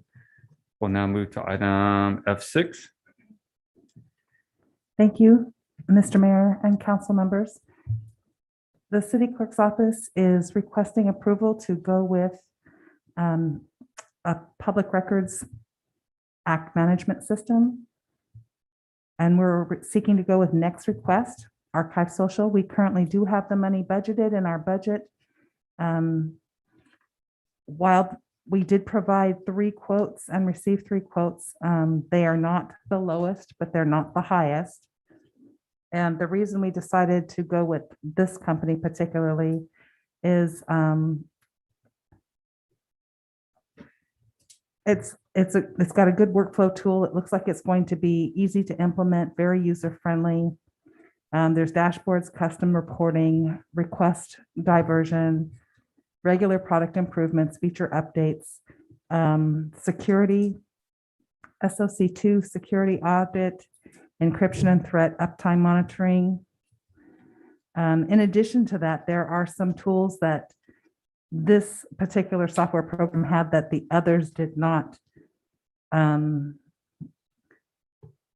of them was redactions, rapid review, where you could batch redactions. And one of the other items that they had that the others didn't have was a risk module, which means that it would look at each item uploaded into our software, into this software program, scan it to see if risk for redaction was high, medium, or low, which is something we don't have currently. And we also found that we still have to take our PST files? We still have to do our manual searches of email Emails. files, but we're able to upload it and it actually organizes the emails in a certain way that Will reduce duplications Right. and make it easier for when legal approval needs to come through. He's not going over the same email 6 times. So. Okay. Any questions? Any questions, Councilor? Councilman Burns? Thank you, Mayor. Madam Clerk, is this program only intended for your department or is this going to be used citywide? And would the police department and the fire department also use your resource?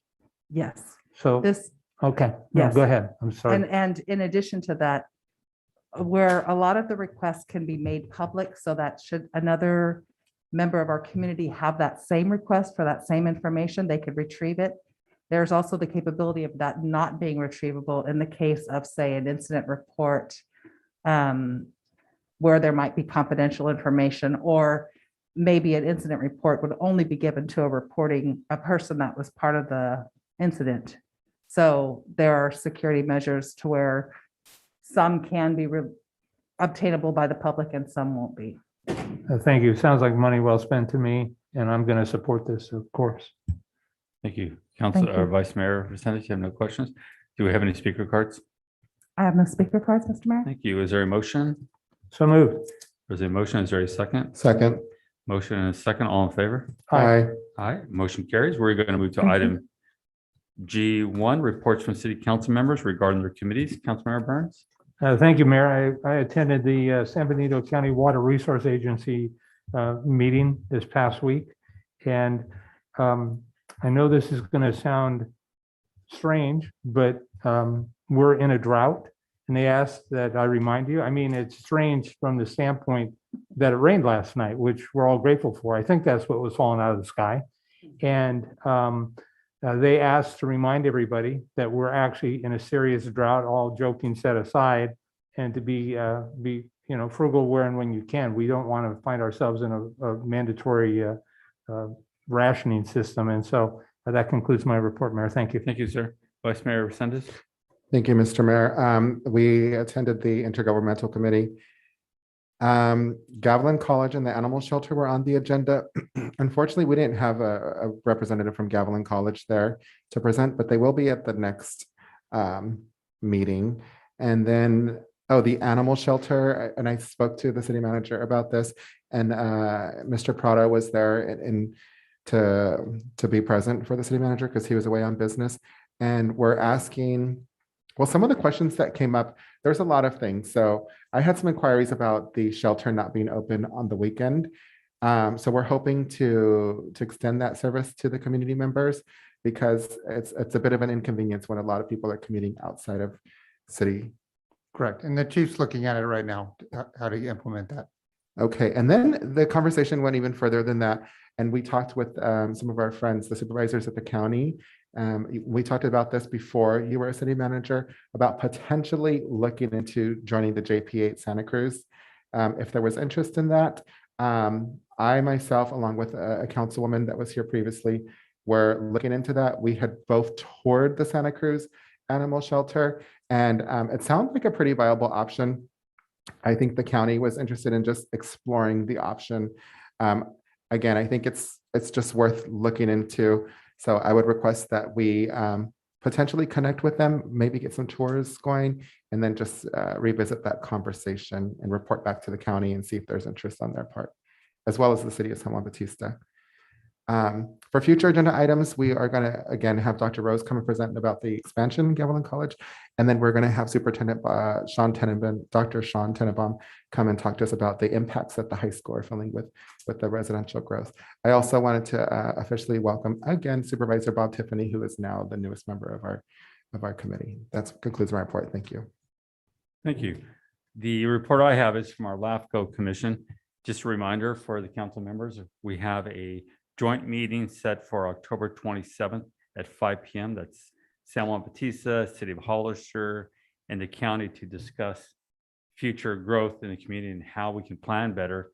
And by doing this, we can really avoid all the mistakes that have been made in the past. So it's a really important meeting to really get a good understanding of the consequences of, you want to say leapfrog development or really not following state rules. And unfortunately, we've done that here, this community. We were not following the state rules on growth.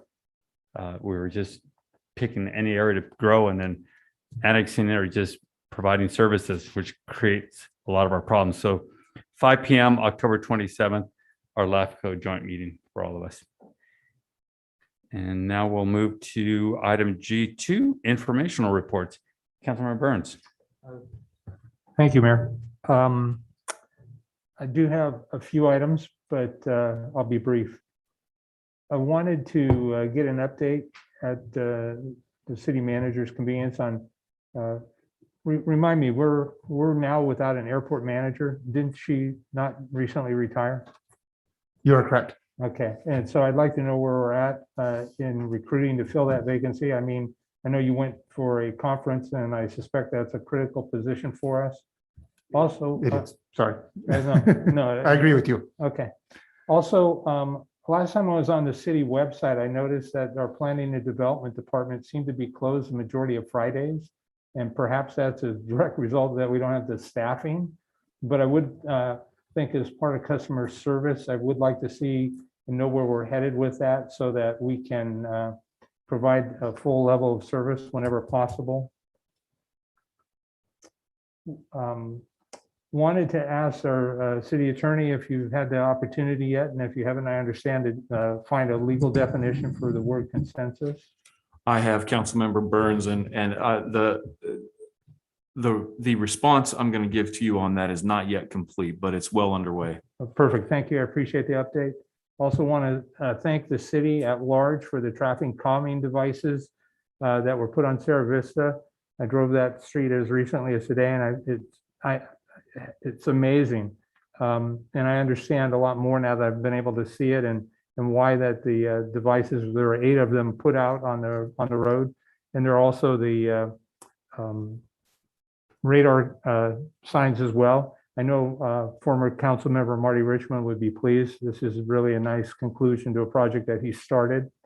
I too had on my list an inquiry. I had an opportunity in 2016-17 to be on the San Benito County grand jury, civil grand jury.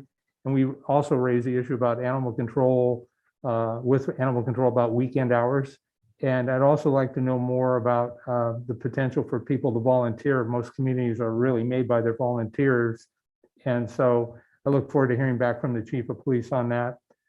And then my final question / comment would be, as I understand it, the American Recovery Plan allows for money to be set aside for employees that may have performed exceptionally during the COVID era.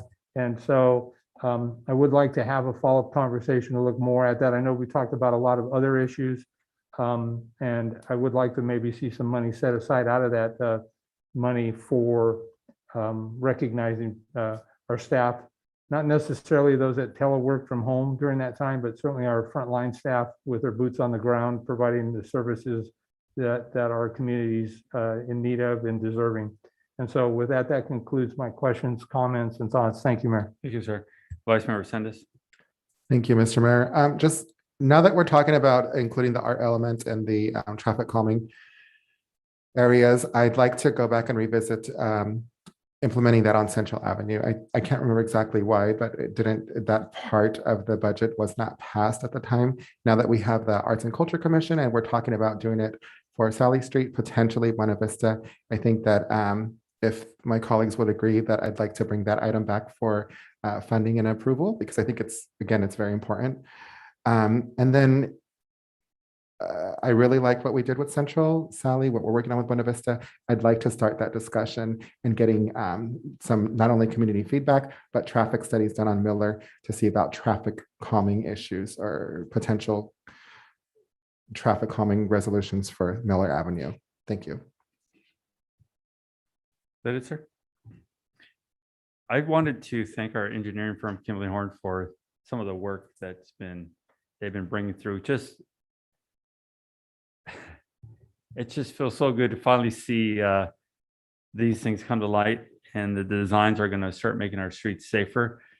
The speed humps, I want to thank the chiefs, both chiefs, for agreeing to allow us to finally do it, have made a difference already, as Mr. Burns has pointed out. I went to go test them out a few times myself, and it's, I had one neighbor call to tell me they were so excited when they saw that car coming down the street, always comes down at 50 miles an hour, have to hit the brakes and slowly go over the speed bump, and then just drive off at normal rate of speed after that. It makes a difference. What I'd like to do is see if we can move to the next step. I think we all agree they're successful, and order another 200 or 300 more speed humps and contractors to install them, because we need to get them out on these streets as quickly as possible. And I know a lot of these side streets are going to start feeling the effects of some of the ones we put out, but if we put enough out, people will stop trying to look for that quick way around, and we'll start to understand the intention is to slow you down to make sure nobody gets hurt out there. So if we can look at doing that, and then bring that back so we can get that done. Also, a lot of these streets are, as I mentioned earlier, we have trucks using the neighborhood streets, big trucks. We need to see what we can do, put the signs up and let people know. You can't bring a tractor trailer down a residential neighborhood just because you're looking for a shortcut. There's a truck route that you need to follow, and get those signs posted throughout the city to stop that from happening. And that would be all I have for mine today. City Manager? Thank you. Real quick, just a couple items that were brought up for future agenda. So just looking for consensus until further definition. It's not defined yet. Bring back the artwork on, and funding for Central Avenue. Yes. I actually think that would be. This would be consensus? Yeah. So Unanimous that fits that qualifies. definition, whatever we bring back. And bringing back the funding for more speed humps. I definitely support that. Okay, that's another one you know. And then the only thing I also have to bring forward is to remind everybody, come October 31st, our rec department is doing the treat streets, where we'll be closing downtown and having trick-or-treaters downtown on October 31st. So Fun. please make time for that. That concludes my report. Thank you. City Attorney? Thank you. No statement, Mr. Mayor. Okay. Interim. Well, no, it's, I can't call you chief, but I just wanted to remind that we do have National Prescription Take Back, which is going to be October the 23rd. And our setup is going to be at 1790 Airline Highway, which is in the parking lot of Target. So if you had prescriptions that you need to toss, there's no questions asked. Just go ahead and drop them off, and we'll be more than happy to take them from you. thank you. Good job, Chief. City Clerk? I just wanted to say, thank you, Brett, for reminding everyone about recreation doing the treat streets, and they are still in need of candy. So please, if you guys want to help out anyone, drop off candy, and we're trying to do a departmental battle to see who will win. And I think there's a small prize if we are the victors. Thank you. Thank you. We'll now move to item G3. Thank you, Mayor and Council. I have staff to bring forward the meetings that or a presentation for our 150th anniversary. I cannot say that word very well. We've nicknamed it Squishies for an easier conversation, so I have Daisy that will present. She's quadcentennial. Good evening, Mayor and council members. Thank you for having us. With me, I have Jennifer Rodriguez from the Chamber of Commerce. That's the Director of Tourism and Hospitality. And there's also John Roble, who's the President of the Historical Society. And they are both the co-chairs of the committee, along with Jen Diaz from the HTA. If we can move to the next slide, please. So as you may know, the city was incorporated in August 6th of 1872. So in 2022, we'll be celebrating 150 years. And we are inviting everyone to partake in a variety of festivities that will take place. And our objective of this is to have the community come downtown, be part of the different events that we will be celebrating, and just bring interest to Hollister. If we can move on to the next slide. So we've created kind of a example of different events that can take place. We kind of mirrored a little bit the celebration that took place for the 100 celebration.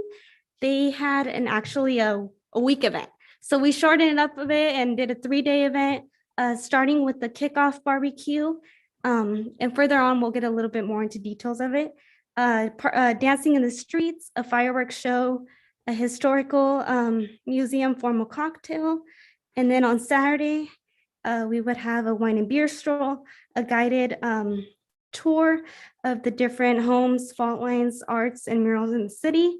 And then we would have picnics in the park where residents could go to a local picnic and just do different activities, have a lunch there. And then we would also have a pictorial tour. And this would be in conjunction with the library and the Historical Society. And then on Sunday, we would go ahead and close off the event with some speeches from elected officials. And this would be at the Veterans Building. We would have a parade and then just the closing ceremony with a sesquicentennial drawing. So the picture on the left demonstrates a little bit about the kickoff barbecue. This would be a ticketed event for about 300 people. We're planning on closing down the streets. So if people could buy tickets and dine downtown, but we also want to make sure that we invite everyone. So we've been speaking to a couple of the restaurants to see if they will have any specials or something that will attract businesses and people to come downtown. And during that time, I believe at 8 p.m., we would start dancing in the street, which is something that occurred for the 100 celebration. And then we would have a fireworks show.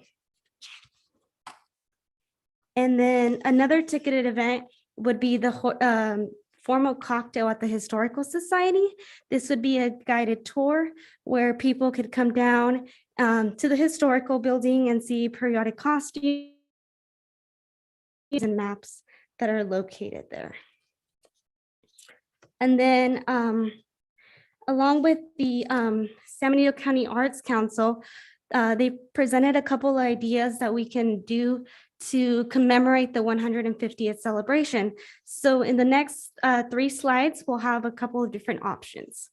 Option 1 would be to do a mural, and it would run in between $5,000 to $15,000.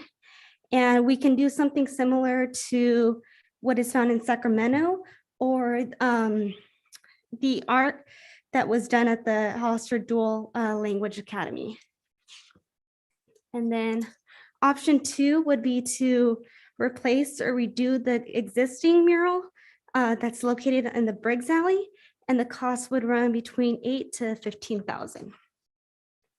And then option 3 would be to do a seal kind of what the San Benito County did. And this could be done from a variety of different materials. And then the cost would kind of depend on whatever material was chosen. So we are here to request your support in having a budget for the celebration. We kind of broke down in a little bit what the different events would kind of cost. And we were hoping that this budget would be requested by the ARPA funds to help tourism, help people come down to Hollister and really explore everything we have to offer.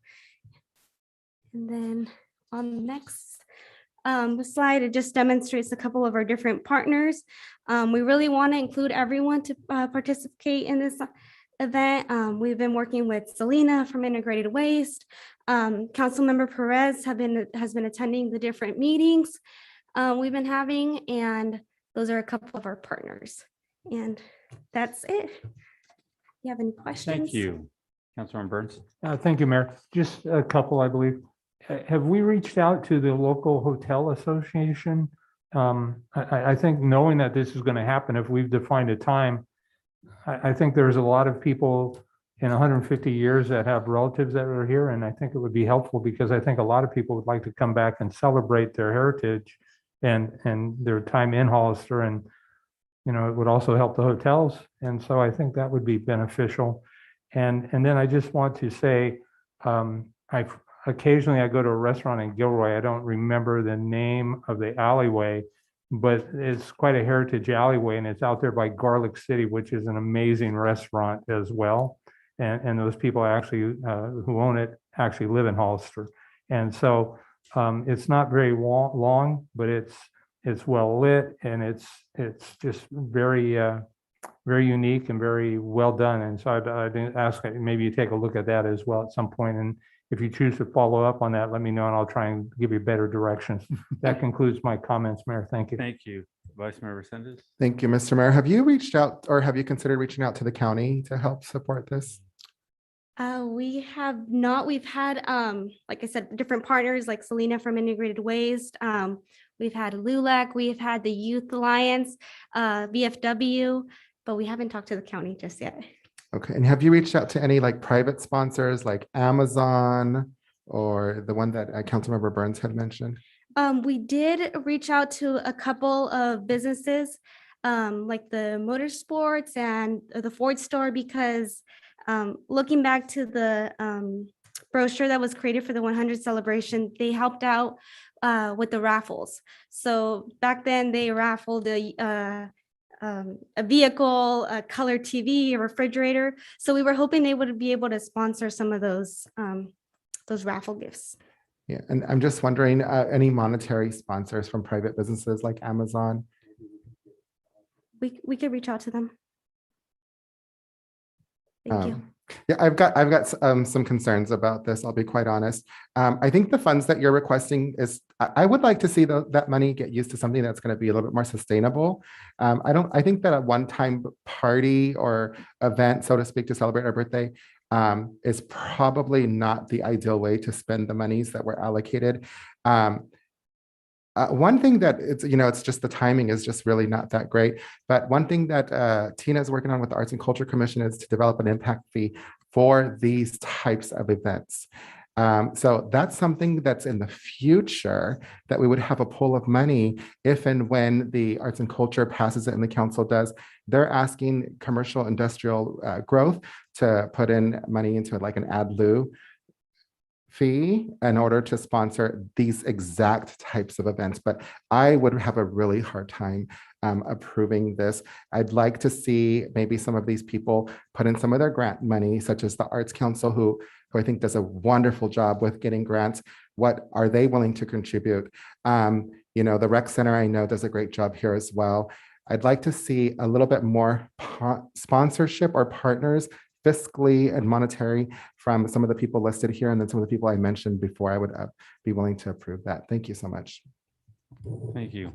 I do have a few comments too. I think it's a little difficult when you look back in time and say, well, 50 years ago they did this, so therefore we should do that now. It's a different world. Keeping somebody's attention today is pretty difficult with social media and everything else going on in the world. I think this number is a stretch, a big stretch. I think what we need to do, we're going to have an event in downtown or in our community, it should be focused in the downtown. I think what we've proven by the redesign of our downtown is that we can have events pretty easy and very successful. So I think what would work better is to plan an event in our downtown on a Saturday. Have the streets close off, have the other items we had in the past, have some of the historical pictures, there's tons of them at the Historical Society, bring them to the vets area so they can be displayed. So when people are out there, they can be walking around seeing them and enjoying them and understanding our history. Having an outdoor dining event by inviting our restaurants or some of the caterers that are here tonight to participate in it. So we're having I like the idea of the street dining. I like that a lot, but I think what we want to do is get our local restaurants to bring out their menus and provide that service for that day. so people understand what they offer. So it becomes like a whole community event all within this area that we built already within the city. I think it's going to be much more successful that way. We're going to get a bigger impact of people coming through the downtown and enjoying their downtown, enjoying or understanding the history of their community. And it's John, I want to thank you you found the information about the actual birth date of our city. And it's a long story in itself, how it fluctuated a few years here and there. But Christina and I went back. I said, no, it has to be in 1872. It just has to be. It's not 1874. And you did some great work in finding. Had a lot of weird history here, but that's exactly what it was. One thing I've seen some other communities do is do a time capsule on that day, and they put, current information into the time capsule. That's always fun. And 50 years from now or 100 years from now, they open that time capsule and say, what the heck were these people thinking? Or how cool is this, right? So that's important. I think another thing that might be successful and add to this whole theme, maybe Sunday could be an antique fair or something in the downtown. So we have our street closed basically all day Saturday and all day Sunday. And we're really extending the event one more day so people can come out and enjoy the whole weekend here. And that would cost quite a bit less money. Vice Mayor is right. We have to look at that as dollars, not as party money, but investment money, something that's going to keep bringing us returns. And we can't just be saying, hey, well, we have money, so let's spend it. That's how a lot of us get in trouble with our credit cards. 6 months ago, we were approached by some of the people that do some of the signage that you're seeing across in many cities. And they talked about the cost of putting one of those signs in our downtown. Their recommendation was on 5th and San Benito, but that cost is upwards of about $100 and something thousand. If we're going to use big money, we need to do something that's there's a reason for it. People are going to come back and look at that and take pictures and so on. And I think, again, Vice Mayor Resendez is right. We need to get other groups involved, participating financially in this, not just the city taking the charge and spending a lot of money. So I'd like to see that idea come back, focus on the downtown. We know what we can do there. We've been very, very successful when it's in the core, because when people have to drive out of town, you lose a lot of that momentum. The firework idea, again, I'm not going to be very supportive of that, because we're going to have that on the 4th of July, just a month before. And then to do it again, we're just not going to get the bang out of the buck, right? So, but I did like a lot of the ideas. I think we just, again, step back, look at it.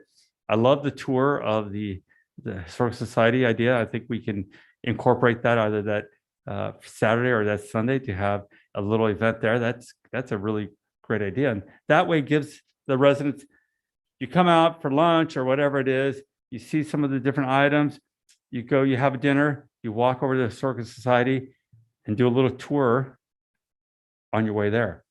So again, it makes you appreciate where you're at. And then again, if we can do maybe the antique show or antique car show or something on Sunday, whatever it is, I think that would work great. Okay. Okay, thank you. Thank you very much. Do we have any comments from the public? We have no speakers, Mr. Mayor. Okay, well, thank you guys for your work.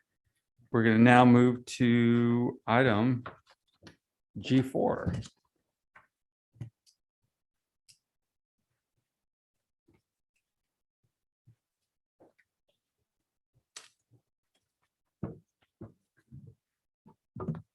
Thank you, Mr. Mayor, members of the City Council. Good evening. Abraham Prado, Development Services Department Planning Manager, Interim Director. At the October 4th City Council meeting, the City Council kindly asked staff if we can come in and do a brief presentation on the mobile food ordinance. The mobile food ordinance that we have before you is Ordinance 1100 that was adopted in 2014, July 21st, 2014. And so we're briefly going to do an overview tonight.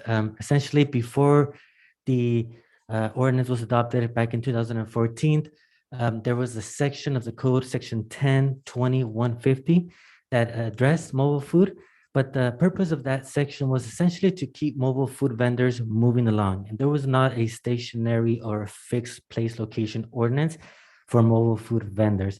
And so in short, the section that's before you, so it was also part of your packet as Exhibit A, and then Exhibit B was the actual ordinance. Essentially allowed for a mobile food vendor to be in a place and be able to stop and for the duration of the transaction. And the code actually says no longer than 10 minutes and would have to continue moving along. So it was mostly for example, ice cream truck drivers, catering trucks that would go from time to time to say ag fields or industrial places just to park during the lunchtime or breaks and then continue traveling along. So in 2014, we did adopt an ordinance. Basically, it has 5 different sections, and I will briefly go over them. Section A is essentially talks about definitions, carts, motorized mobile food units, non-motorized mobile food units. Section B talks about permit requirements and more importantly, equally importantly, the locations where the city of Hollister is allowing or permitting mobile food vendors to be stationary. And so we have 5 different locations and they are per zoning districts. We have the North Gateway, we have the Light Industrial Zoning District, Industrial Business Park, Airport, and Airport Support. And I'll briefly go over that. On my left-hand side of the screen, the North Gateway location is essentially from San Felipe Road and Santa Ana all the way north to McCloskey. So it's basically just all along San Felipe Road, as you can see in the map. It's just in that area. There are certain sections, like on Gateway Drive, where the hotel is currently at and the other one's being constructed, that is in the general commercial zoning district. Council at that time, and then I'll talk a little bit, we brought this before the council again in 2018. There was no changes made. 2014 and 2018 decided that in the general commercial, the mobile food was not going to be allowed, but it did allow for the North Gateway area of town to be permitted. Also, along the M1 Light Industrial Zoning District, which essentially is from McCloskey and San Felipe all the way to the north end of town. And also, there is one section of town that has the M1 zoning designation, and that's actually Industrial Drive off of Hillcrest, between Hillcrest and Gibbs Drive, where Sekisaki and some of these gyms, like Ravella's gyms, are located. That is a M1 zoning district where more mobile food vendors can be placed on private property. We also have the airport support area, which is essentially a property that's adjacent to the airport. We have the airport area, which is in the airport itself, of course, away from the runways and the private area for the airspace, for the airplanes. And then we have the industrial business park, which is also in the adjacent to the M1 Light Industrial Zoning District as well. As part of the mobile food requirement, the permit requirement, what we essentially require for mobile food vendors, if they find a location that's permitted within a zoning district, is just a few of these items. For example, the site shall be an improved site. 2, there should be at least 3 parking spaces on the site, 1 being American with Disability Act. 3, the mobile food unit shall have adequate setbacks for safety, such as number 4, there should be at least a 20-foot setback from any driveway in the location. 5, the mobile food unit should be kept in a good state of repair. And that's usually the health department actually requires a lot of these as well. So you'll see it in one of our sections is we require a permit from the health department. So at that point, we know that the majority of these or all these sections are addressed. So then when we require an administrative permit review from the applicant, the health department is actually one of our partners, and we sent the application to them as well for review. And by that time, the mobile food vendor had already made established communication with them and have either gone a long way or maybe even hopefully gotten their permits through them. To continue, hours of operation for the mobile food vendor should be consistent with the hours of operation of the establishment. Storage of the mobile food unit shall be approved by the health department. We wouldn't want to see it overnight at the location. Pouring of grease, food, waste, water, all of that is prohibited to go down the drain. It should be contained and then be poured properly in a sanctioned location. If the mobile food vendor is going to have chairs or little tables, furniture, it cannot be in the public right of way. Open flame cooking is prohibited. There are certain types of cooking that's allowed on the site, and that has to be approved by the Environmental Health Department. Can't just be an open flame, and that's because it could create a nuisance with the neighboring establishments as well. So that was part of what was considered back when we adopted it, and part of the adoption of this ordinance, we had the Environmental Health Department weigh in quite a bit as well. And then also, music or sound should comply with noise requirements if there's any. And so if the applicant meets those requirements after they see a site, then the application submittal is the next step. So section A, definitions; B, permit requirements; 3, application submittal. Essentially, we want to see a site plan, a nice sketch of the location where they're going to be located with the setbacks, proof of current valid city business license, proof of current vehicle registration and insurance. Again, these are requirements that the health department also requires for the most part. Elevations of their mobile food unit, pictures can suffice, and we don't necessarily need a drawing, but pictures would be fine. Number 5, a copy of a current health permit. Number 6, we would need a consent from the actual establishment indicating that they would be okay having the mobile food vendor at the premises. We want information such as hours of operation, what type of food is the mobile food vendor going to be serving, and any additional information that they want to let us know as well, and any description of signage proposed. Section D, grounds for denial. So essentially, if the mobile food vending operations or activity as proposed by the applicant does not comply with any of the applicable laws, then those are grounds to deny the permit. Or if the health department does not clear the mobile food unit, those are also grounds to not approve the application.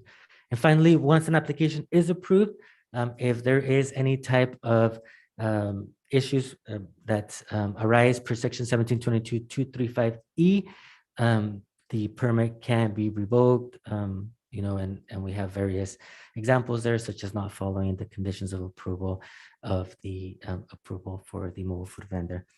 So those are, in summary, that's Ordinance 1100. As I mentioned earlier, on May 7, 2018, staff came before the City Council, again, at the request of a member of the community. I feel very happy to know that our council does, somebody comes in front of the community and, council doesn't necessarily just hear them out, but we go out and about and provide presentations such as these. This is the second time we're coming. In 2018, a member of the community requested the information. The council asked staff to come in. We provided a presentation. We included the minutes as part of the packet. As a result of that presentation, no changes were made to the ordinance. And so we are here today making this presentation again. And we are happy to take any type of direction and listen to public comment as well. Thank you. Thank you. Who's up first? Mr. Burns, you're usually the first one on the dial. Thank you, Mayor. I'd like to weigh in, but I'd rather wait till public comment if I may reserve the right, please. I was thinking the same thing for Thank you, Mayor. myself. You feel the same way? All right, let's hear from the Thank you. public comment. Joseph Amherst.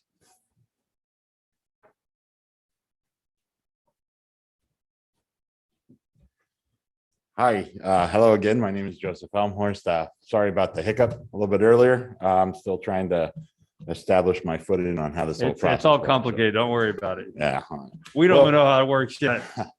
Anyways, as we just heard from Abraham Prado, there is a pretty well-defined opportunity for food vendors within Hollister. And it was awesome to be able to talk to him and really learn the ins and the outs of how we can adapt our business. With that being said, I think there are some areas that we can grow, develop, and add some more support to our businesses, our small businesses. I would like to introduce you to an empty property.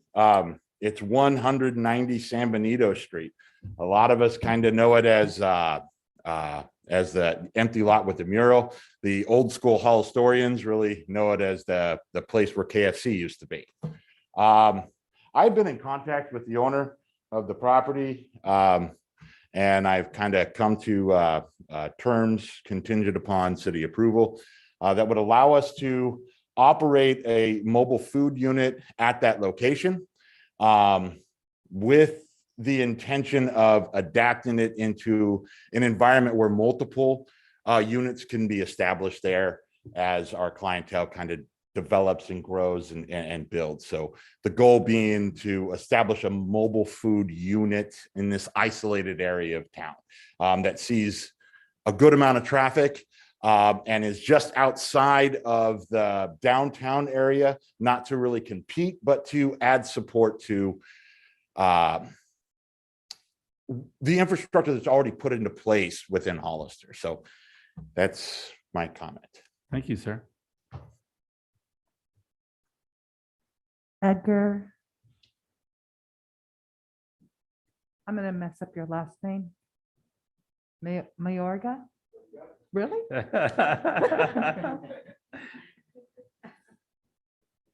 evening, council, mayor. Nice to meet you all. My name is Edgar Mayorga. My wife Diana, we're the owners of Café con Leche. We have a rough path.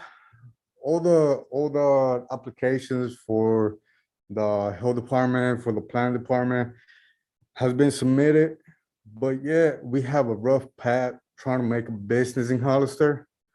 Reason why, because we can't park in the city. If we park in the city, we get thrown out. For example, we were leasing in Kmart, and even though we were leasing a parking spot in Kmart to be set in there, we got kicked out. We're trying to provide service to our community. We're trying to give excellence, customer service. We try to give a family sensation to Hollister, you know. And we just want the opportunity to be parked in the city, to survive pretty much. As a mobile vendor, as Joe as a mobile vendor, as future mobile vendors, it's a business. It's a business that is also growing everywhere and is, you know, hopefully it might grow here with the potential of everybody bringing more people downtown, bring more people to Hollister, having, like he said, like a group of trucks. And we just want to have that opportunity to maybe change the rules and regulations, the plan department, and to park in the industrial side where there's barely any business for us to survive. And as you know, the economy right now is hard. Everything is hard, and we wish you guys to consider this. That's it. Thank you. Thank you so much. Loretta Avina. Good evening, everyone. I wanted to just put my 2 cents in. I love the interpretership that these gentlemen are bringing forward, and I would love for this council and the city to support them. My concern arises from the vendors that I see on the corners within our city limits, primarily during the weekend, that are selling fruit and other items. And most of them do not have a business license. And I've observed them in the same spot from morning all the way up into the late afternoon, early evening. My primary concern, of course, is always for the employee. Where are they going to the restroom? Who's taking care of them, et cetera. But also to our small business owner and to our startups who are trying to do the right thing by going and jumping through all the hoops and loops. And, you know, they're following the rules and our regulations, but yet these other vendors are not. And I don't see much policing on that, at least that I have observed. And I'd like to see a little bit more enforcement on that, because we have to support the businesses, the individuals, for example, that just came up before you, because they are doing everything the right way. And it's not equitable to them or fair that we are not enforcing our own laws and not citing these vendors who are coming within our borders and in the city and selling their wares without doing their due process and getting their business license, the same thing that the two gentlemen have been trying to do or are doing. So that's basically my 2 cents. I would like to see more enforcement of that. Thank you. Thank you. I have no more speakers, Mr. Mayor. Thank you. Councilmember Burns. Thank you, Mayor. I guess to begin with, from Ms. Zavina, I've expressed similar concerns. In some cases, I suspect they may be located in unincorporated islands. And so we may need the assistance of the county on this, but I too have concerns about hand cleaning stations, restrooms, often a lot of cash done in those businesses. And, so I'm concerned. I also have some limited concerns about how this could have a potential impact on the brick and mortar businesses. But I also work in a very large city where there is a vibrant catering food truck industry, and they actually have their own union representation. And so I see a lot of value. I really actually like the idea of some sort of an event where you could get multiple catering trucks there, the food trucks, because they all bring something unique that they're selling. And often they can invest tens, if not hundreds of thousands of dollars in these trucks. It's not the drive up and open up the back of a van that it once was years ago. There's a particular location in Fresno where there's a nursery, and every weekend they actually have a live band, and they bring out 6, 8, 10 of these food vending trucks, and it's a social event, and it absolutely could enhance the experience in Hollister, given an opportunity and done correctly. I would like to say, I know that the mayor and this council has expressed some interest in moving forward to create an entertainment district downtown. And I think that at a certain point in time, the brick and mortar restaurants tend to close, and they certainly could augment the need for food. I've seen the consequences in other jurisdictions where I've worked, where people go and they have a great time, they drink too much, and I don't know that food makes them any soberer, but they're definitely full. And so It makes them think there. yes, exactly. It's like So coffee. they can have another drink. Yeah. So I see the value, I see the benefit.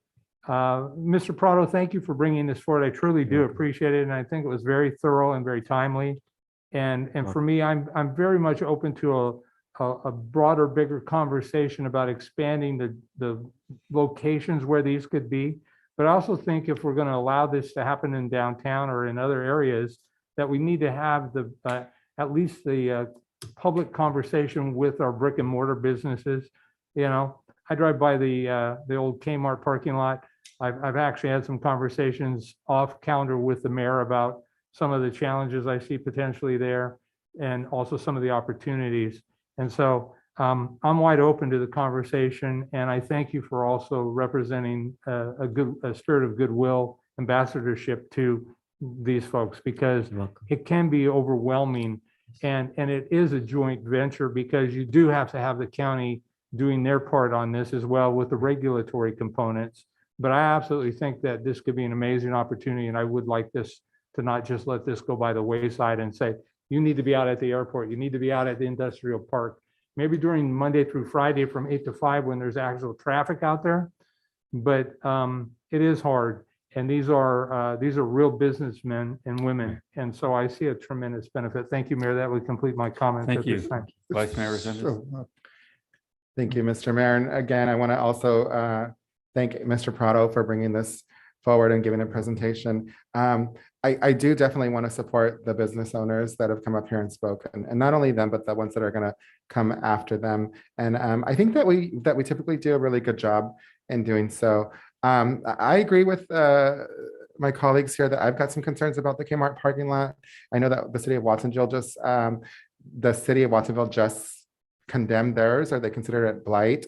And there's lots of conversation about what's going on with Kmart in this community. So I don't, it's hard because it's a private business, and it's really out of our out of our jurisdiction. My understanding, and I've had conversations with this gentleman, I think at least one conversation that where he's considering putting his idea, which I love, by the way, and fully support, it's a private location. So he has every right to do that.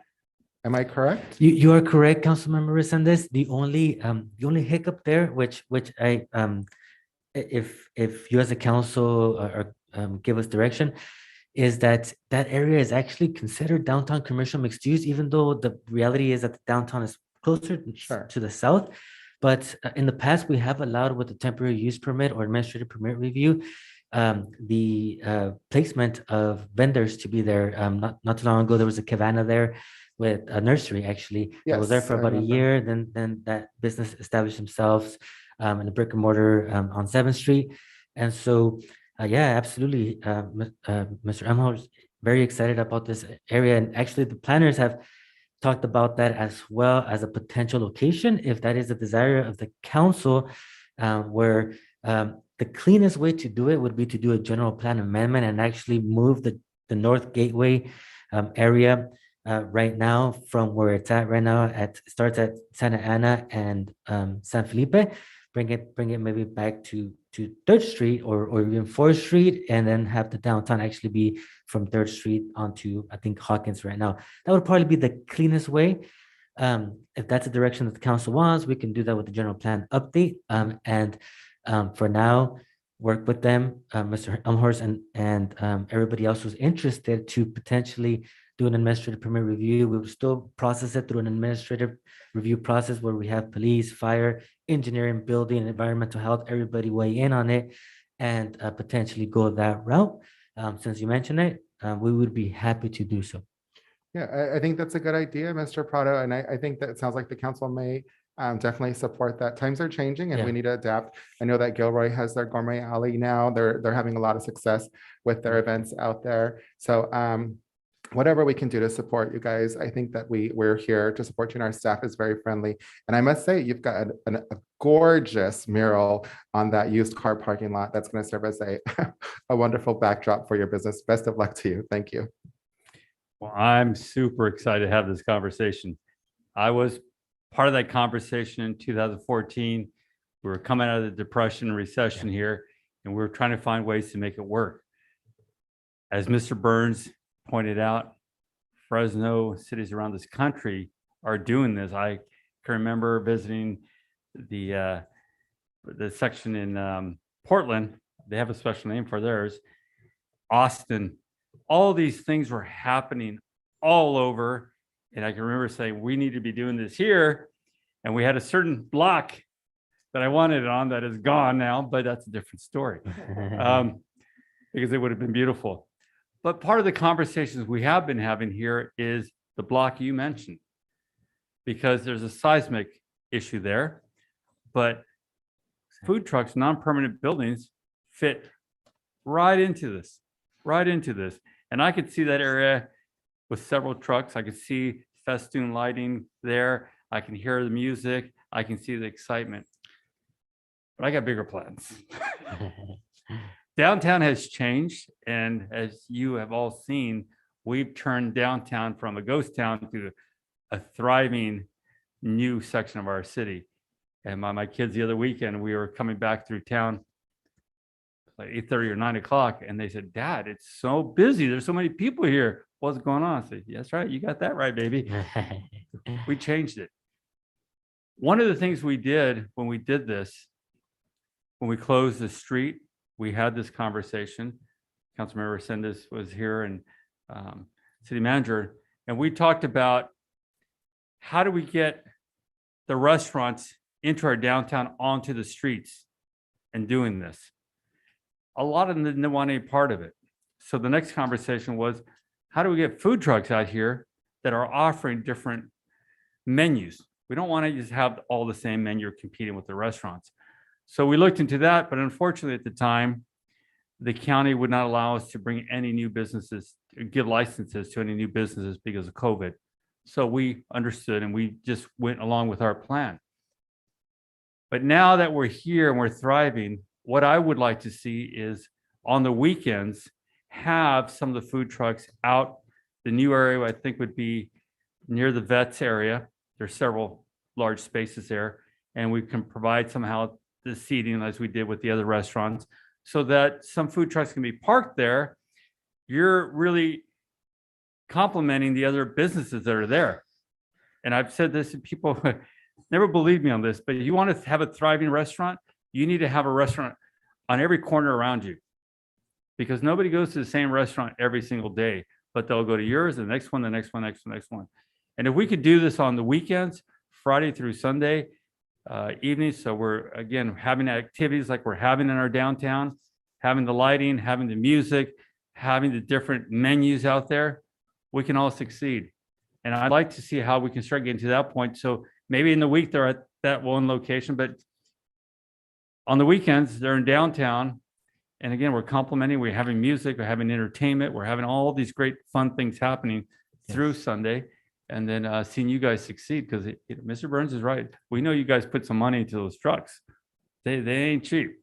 So it'll be fun to see what we can come up with now. And I hope we can all work together and get some ideas and see where you guys want to go with it. But I think you heard from all of us. We're excited for you.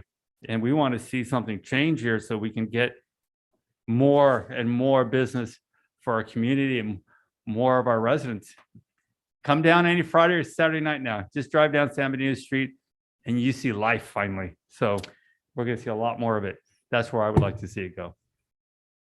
So thank you very much for coming out. We'll have more conversations. Please keep talking to Mr. Prado, and we can have more meetings and see what we can do as far as some planning sessions or something to kind of talk about some of the ideas. Very well. So we can bring it back to council, get moving as quickly as possible. Very well. That's exciting. And thank you for bringing up the seismic requirement or situation on the 190 San Benito Street. It's been like that. I mean, as Mr. Elmhorst very well said, we know it as a former KFC site. Once that came down, unfortunately, we have the El Cruz Priolo Act that basically dictates that if there is any type of new building that goes up, there has to be a trench study to see if there is or not a fault. If there is, then there has to be a building clearance area where there no buildings could be there. So that's why it's been challenging for the property owner. I know that they've been interested in doing things, but yeah, definitely Mr. Elmhorst brought up a good idea that, as you well mentioned, Mr. Mayor, has been thought about in the past. And if it's okay with the council, staff can definitely work with Mr. Elmhorst and anybody else who's interested in doing a nice maybe Absolutely. And I will add to this, when we talked about some of this money that we had from some of these grants, this is what we're talking about. Investing it into you guys who are investing it back in our community, which is a reward for everyone. So there's a lot of ways to do this. Yes. And it's exciting to just see this downtown keep expanding. Yes. So thank you. Councilmember Sendes. Thank you, Mr. Mayor. And I agree with him. I'd rather invest money in this because I think this is going to help boost our tourism. They're going to create an experience that people will come. And then I've been talking about this for a while too. I'd like to see like oversized furniture. I'm probably getting a little bit out there, but like those big chairs, like downtown Morgan Hill, maybe some bike stations. We can really do like a little pop-up park talking about like all the music and entertainment. So this thing has the potential to really take off and bring people here to spend their money here to support these businesses and our surrounding business. So this is something I would really like to see come to fruition. So please figure out a way so we can all start meeting, have ad hoc or whatever we need to do so we can move on this fast. And now that we have people here that are committed to us, I know you're going to go find other people too to, again, unique menus so we can do this and we can keep going, guys. So thank you all for being here and for waiting. All right. We're going to go ahead and move on to item G5. Thank you, Mr. Mayor, City Council. On June 21st, the City Council adopted Resolution 2021-129, which was provisions regarding campaign finance reform. Since that was put into place, there have been requests for a couple of changes. The best place for us to incorporate that, I feel, would be into our Hollister Municipal Code, Section 2.04, which we recently also just amended. And one of the easiest implementations of a change is the very first one, which is the attachment A to that item, which basically would have the implementation and the acknowledgement signed by all candidates, including all candidates, current or newly elected and appointed officials. The city clerk appointed there. I think you can see, you could read the red line changes that I made to it. And that perhaps have there be some enforcement per chapter 2.05, which I was hoping to add. Adding the enforcement, I wasn't sure how you would like to go about that. So I added 2 drafts, draft 1 and draft 2. And I'm hoping that you will be able to provide me direction. Once I have direction, then Jason and I will look at the legalities of that and then go from there. Thank you. Questions, comments? Councilmember Burns? Thank you, Mayor. I actually would like that we pull this item. I think that I've read it. I'm understanding of it, but I'd also like for Councilmember Perez to be present for the conversation. I understand that we're a council of 4, but I know that Councilmember Perez had expressed some concerns, and so I'm not prepared to go forward with the decision. And my understanding is that again, I'm not. This is probably where I need a direction for consensus, because I don't know if 2 out of 3 is consensus, and I don't know what the mayor and the vice mayor's opinion on this is. But I think it's important. Clearly, we've now had a triggering that requires this next step, but I'd like to hear his thoughts as well. And since he's not able to be with us tonight, I'd ask that we pull this item and bring it back to a special meeting, potentially next Monday. Thank you. Thank you, sir. Go ahead, sir. Thank you. I respectfully disagree with that. We did have a special meeting. I've never, since I've been on the council, missed a meeting. I came to that meeting. We didn't have a quorum because the council member wasn't here. And the council member is not here today. And I don't think that we were elected, or it's in our bylaws, or the constituents expect us to pull an item and not vote on something just because one of our colleagues is not here. So I think we've stalled this long enough. I think we're just going to have discussion and give direction. I've got some valid concerns about what's happening in our community, not just now, but before. So I think that we need to move forward and have the discussion. So I can't support pulling the item tonight. Thank you. And if I can, Go ahead. it would be for direction. It's not, no action. It No would have to come back for you guys to vote on it, for all of council to vote on it. So again, it's just fact finding, letting me know what it is you guys are looking for. Thank you. Did you want to have any comments at all? No? Okay. I had a lot of comments or questions on this. I think we were all intending to do something that we felt was right for the community. And we quickly saw how people find ways around it. And we need to show the community that we are transparent and that money is just not being funneled one way or another to get somebody elected, but it really goes back to, we're a small town. These should be grassroots campaigns, not big dollars flowing in from out of town to make them work. I think it's important. The first step I would say is this: we need to have the timelines. If you're late with your reporting, for us, for candidates, for anyone, if you're late and it's not turned in the day it's supposed to be turned in, there should be the fine. There shouldn't be a question about it. There should not be an exception. My dog ate my paperwork, anything else. We're all big kids here and we know the rules. And I think that's going to be something very important. And I personally don't think the $250 is really the right level. It should be higher. I think it should be more like $500. If you're going to do this, you're going to pay the price to make sure we're very clear. And I think along with that, what should be happening is if a violation occurs, that should not only be noted in a fine, but it should be a written violation that's very clear. City of Hollister campaign rules have violation has occurred, what the violation was, and have that posted. I think it's important for people to know that.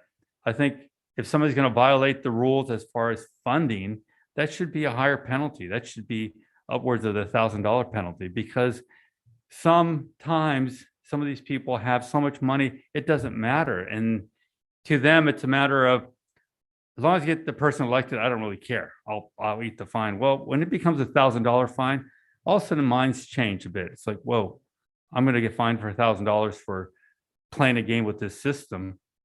And I think that's important. And that should be very clear and really easy to understand, because if somebody's saying, well, I can't give this person more than $250, but I can go around the corner here, give another committee that's supporting that person $1,000, that's just not right. It's just not right. It should be a $250 limit, whether it's to them or to another committee that's going to come around and around the back corner and support them. It's just one $250 limit. If you go past that, you're in violation. Some of what we're seeing here is, and I guess we knew this was going to happen with some of these action committees, just outright ignoring the rules. We talked about having your top 10 donors on your mailers so that it's clear to the public who are the people really supporting them. And that's not being done. So that too should be that $1,000 fine. That's just a slap in our face of, we're going to ignore your rules. You're a small town. You can't do anything about it. Too bad for you. We'll deal with you later. And maybe one of the other things we can do is say, look, candidate, if you're going to take more than $250, or maybe this will be the idea here. I know for example, LAFCO, if you receive a contribution of more than $250, you can't vote on any item for 2 years because the membership changes. Maybe it should be a 4-year deal because if you're elected to council, you're on here for 4 years. You can't vote for an item like that, because what we're seeing is this in-run from these special committees that are sponsored by groups that already have vested interest in certain projects to get around the rules. Well, if that committee is going to fund you, you can't vote for anybody or anything that funding is coming through. We just, it's a shame. I'm just disappointed that we're even have to go to this conversation about it. I really was hoping it was going to be a simple, clear deal and we'd be there. But I think that's what's going to help with this. I think when it's clear that a rule has been violated, it's posted and it's immediate. It's not a conversation that we'll talk about it and make an exception because there's a good excuse on this one. And that should be for all of us. If I'm a day late, hit me with the fine. If I'm doing something wrong or some extra money came in, we need to be fined. I mean, that's just the way it should be. And also what I'm seeing here is there's fundraising going on, but nobody's reporting the fundraising.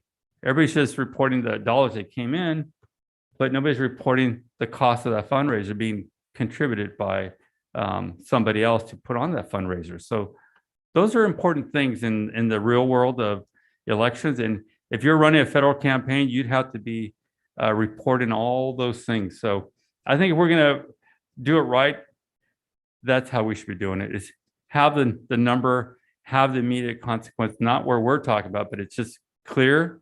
It's been violated. City clerk issues the fine, writes up the violation and posts the violation. So it's all clear. That's what I like to see. Mayor? Go ahead, sir. Thank you. I've heard what you said. I'm still processing it, but I guess my question would probably be for Mr. Epperson in this case, because if we're going to assess fines, I would presume there's a due process for that, and there would have to be, I can say you owe me $100, you owe me $1,000, but there has to be a due process. Am I on point? There would absolutely have to be some sort of due process, and some of that, in a very rudimentary provided to you, but it probably deserves going over a few times and making it a little more sophisticated and a little more thorough and a little more in line with due process requirements. So, but you're correct, Councilmember Burns, there would be due process that would be required.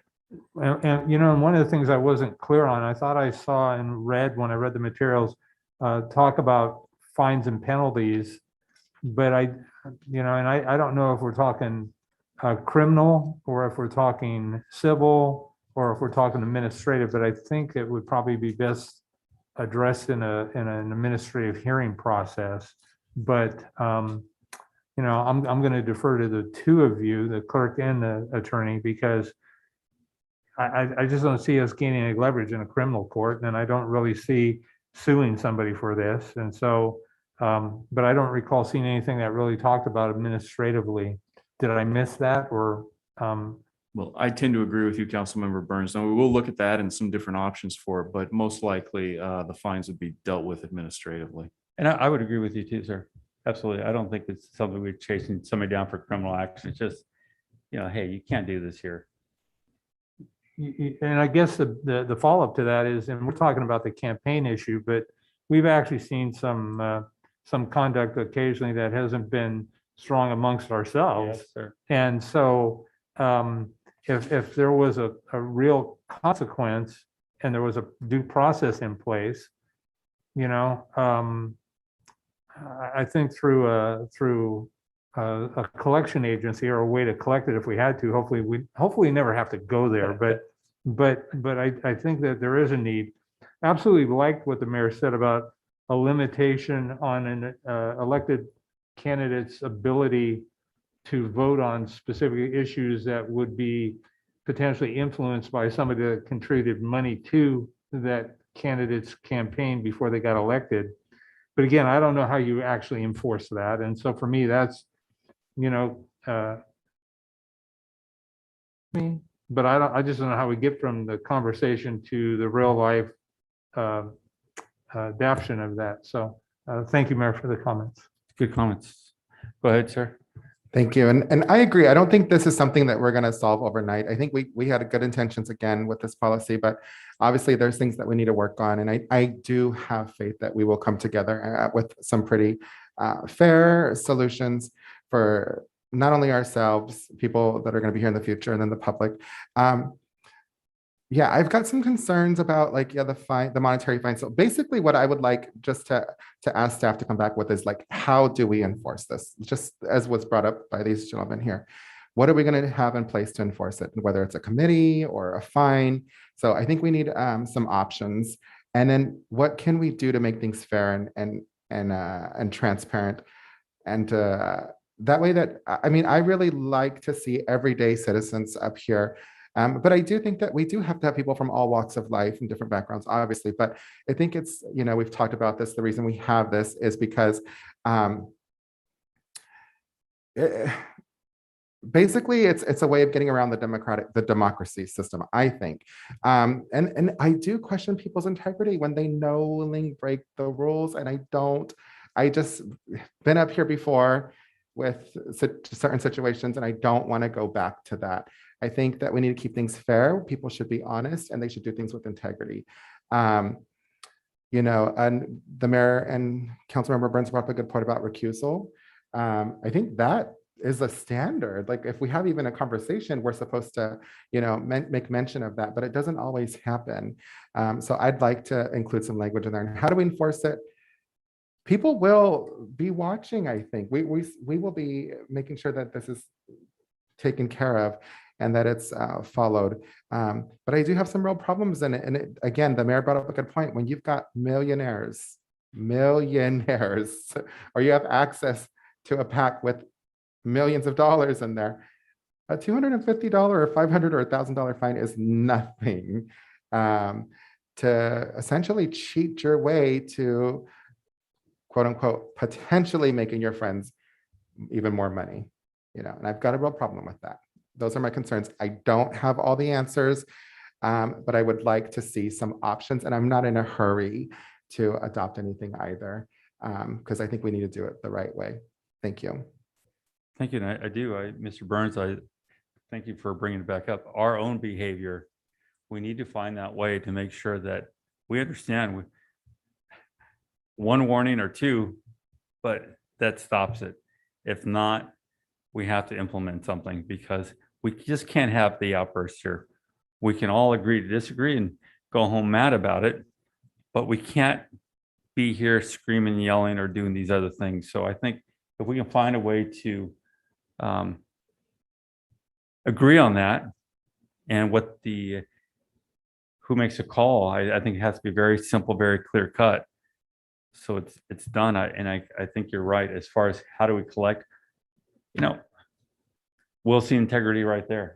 If somebody's violated the rules and we issue an administration fine and they pay it, well, maybe they just really did make a mistake. If they say, I'm not going to pay you anything, you big dummy, well, we know what their true intentions were. But I think part of that key is the issuance of a violation and the posting of the violation.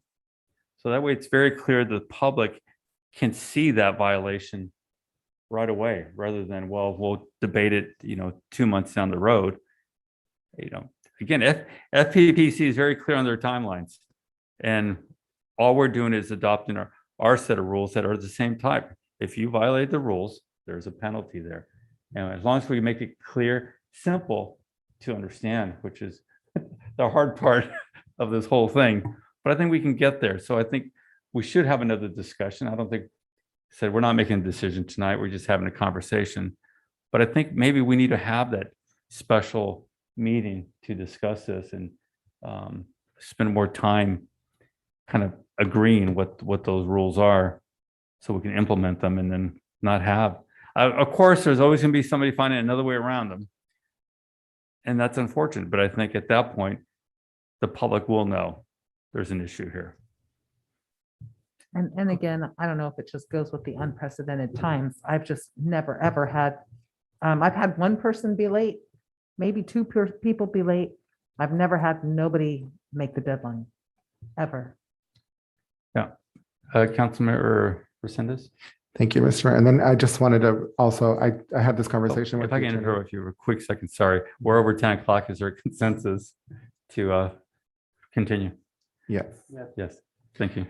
I've had this conversation with the attorney and the city clerk, and I know it's going to be challenging, but one of the real issues here is the political action committees.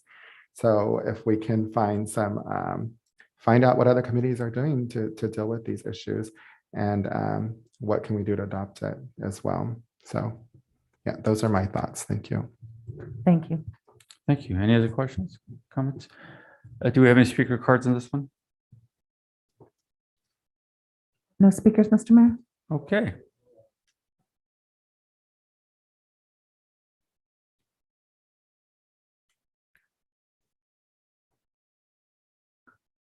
Okay. One speaker, Mr. Mayor?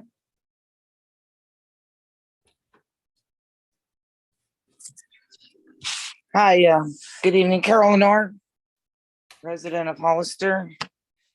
I've been wanting to comment just briefly on this whole issue, and I've been thinking about it quite a bit. And, I just, maybe you could give consideration to the fact that incumbents have name recognition, new candidates, and we often have new candidates, which is good.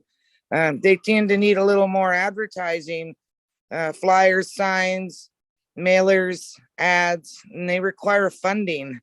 I think, honestly, if the funding is too restrictive, running a sustainable campaign becomes near impossible. On its face value, reform is a good thing, but the wrong formula can limit candidates. And we should support and encourage candidates and not limit them too restrictively. In the end, it's really the voters' call. They don't like your endorsements, they have the option of not voting for you. I might also want to suggest if you could talk about putting a cap on personal loans. I really feel like, personally, I like the ability to make the call, and I like an even playing field. It just seems like you're not able to raise enough money. If you're not rich enough to pay for all your things or somehow get it under the carpet, which I think some folks have done that, I did 2 campaigns, so I'm very familiar with campaign finance reporting. I feel like the state is good guidance, good things. I don't think we need this more restrictive local level. Again, the voters have the decision.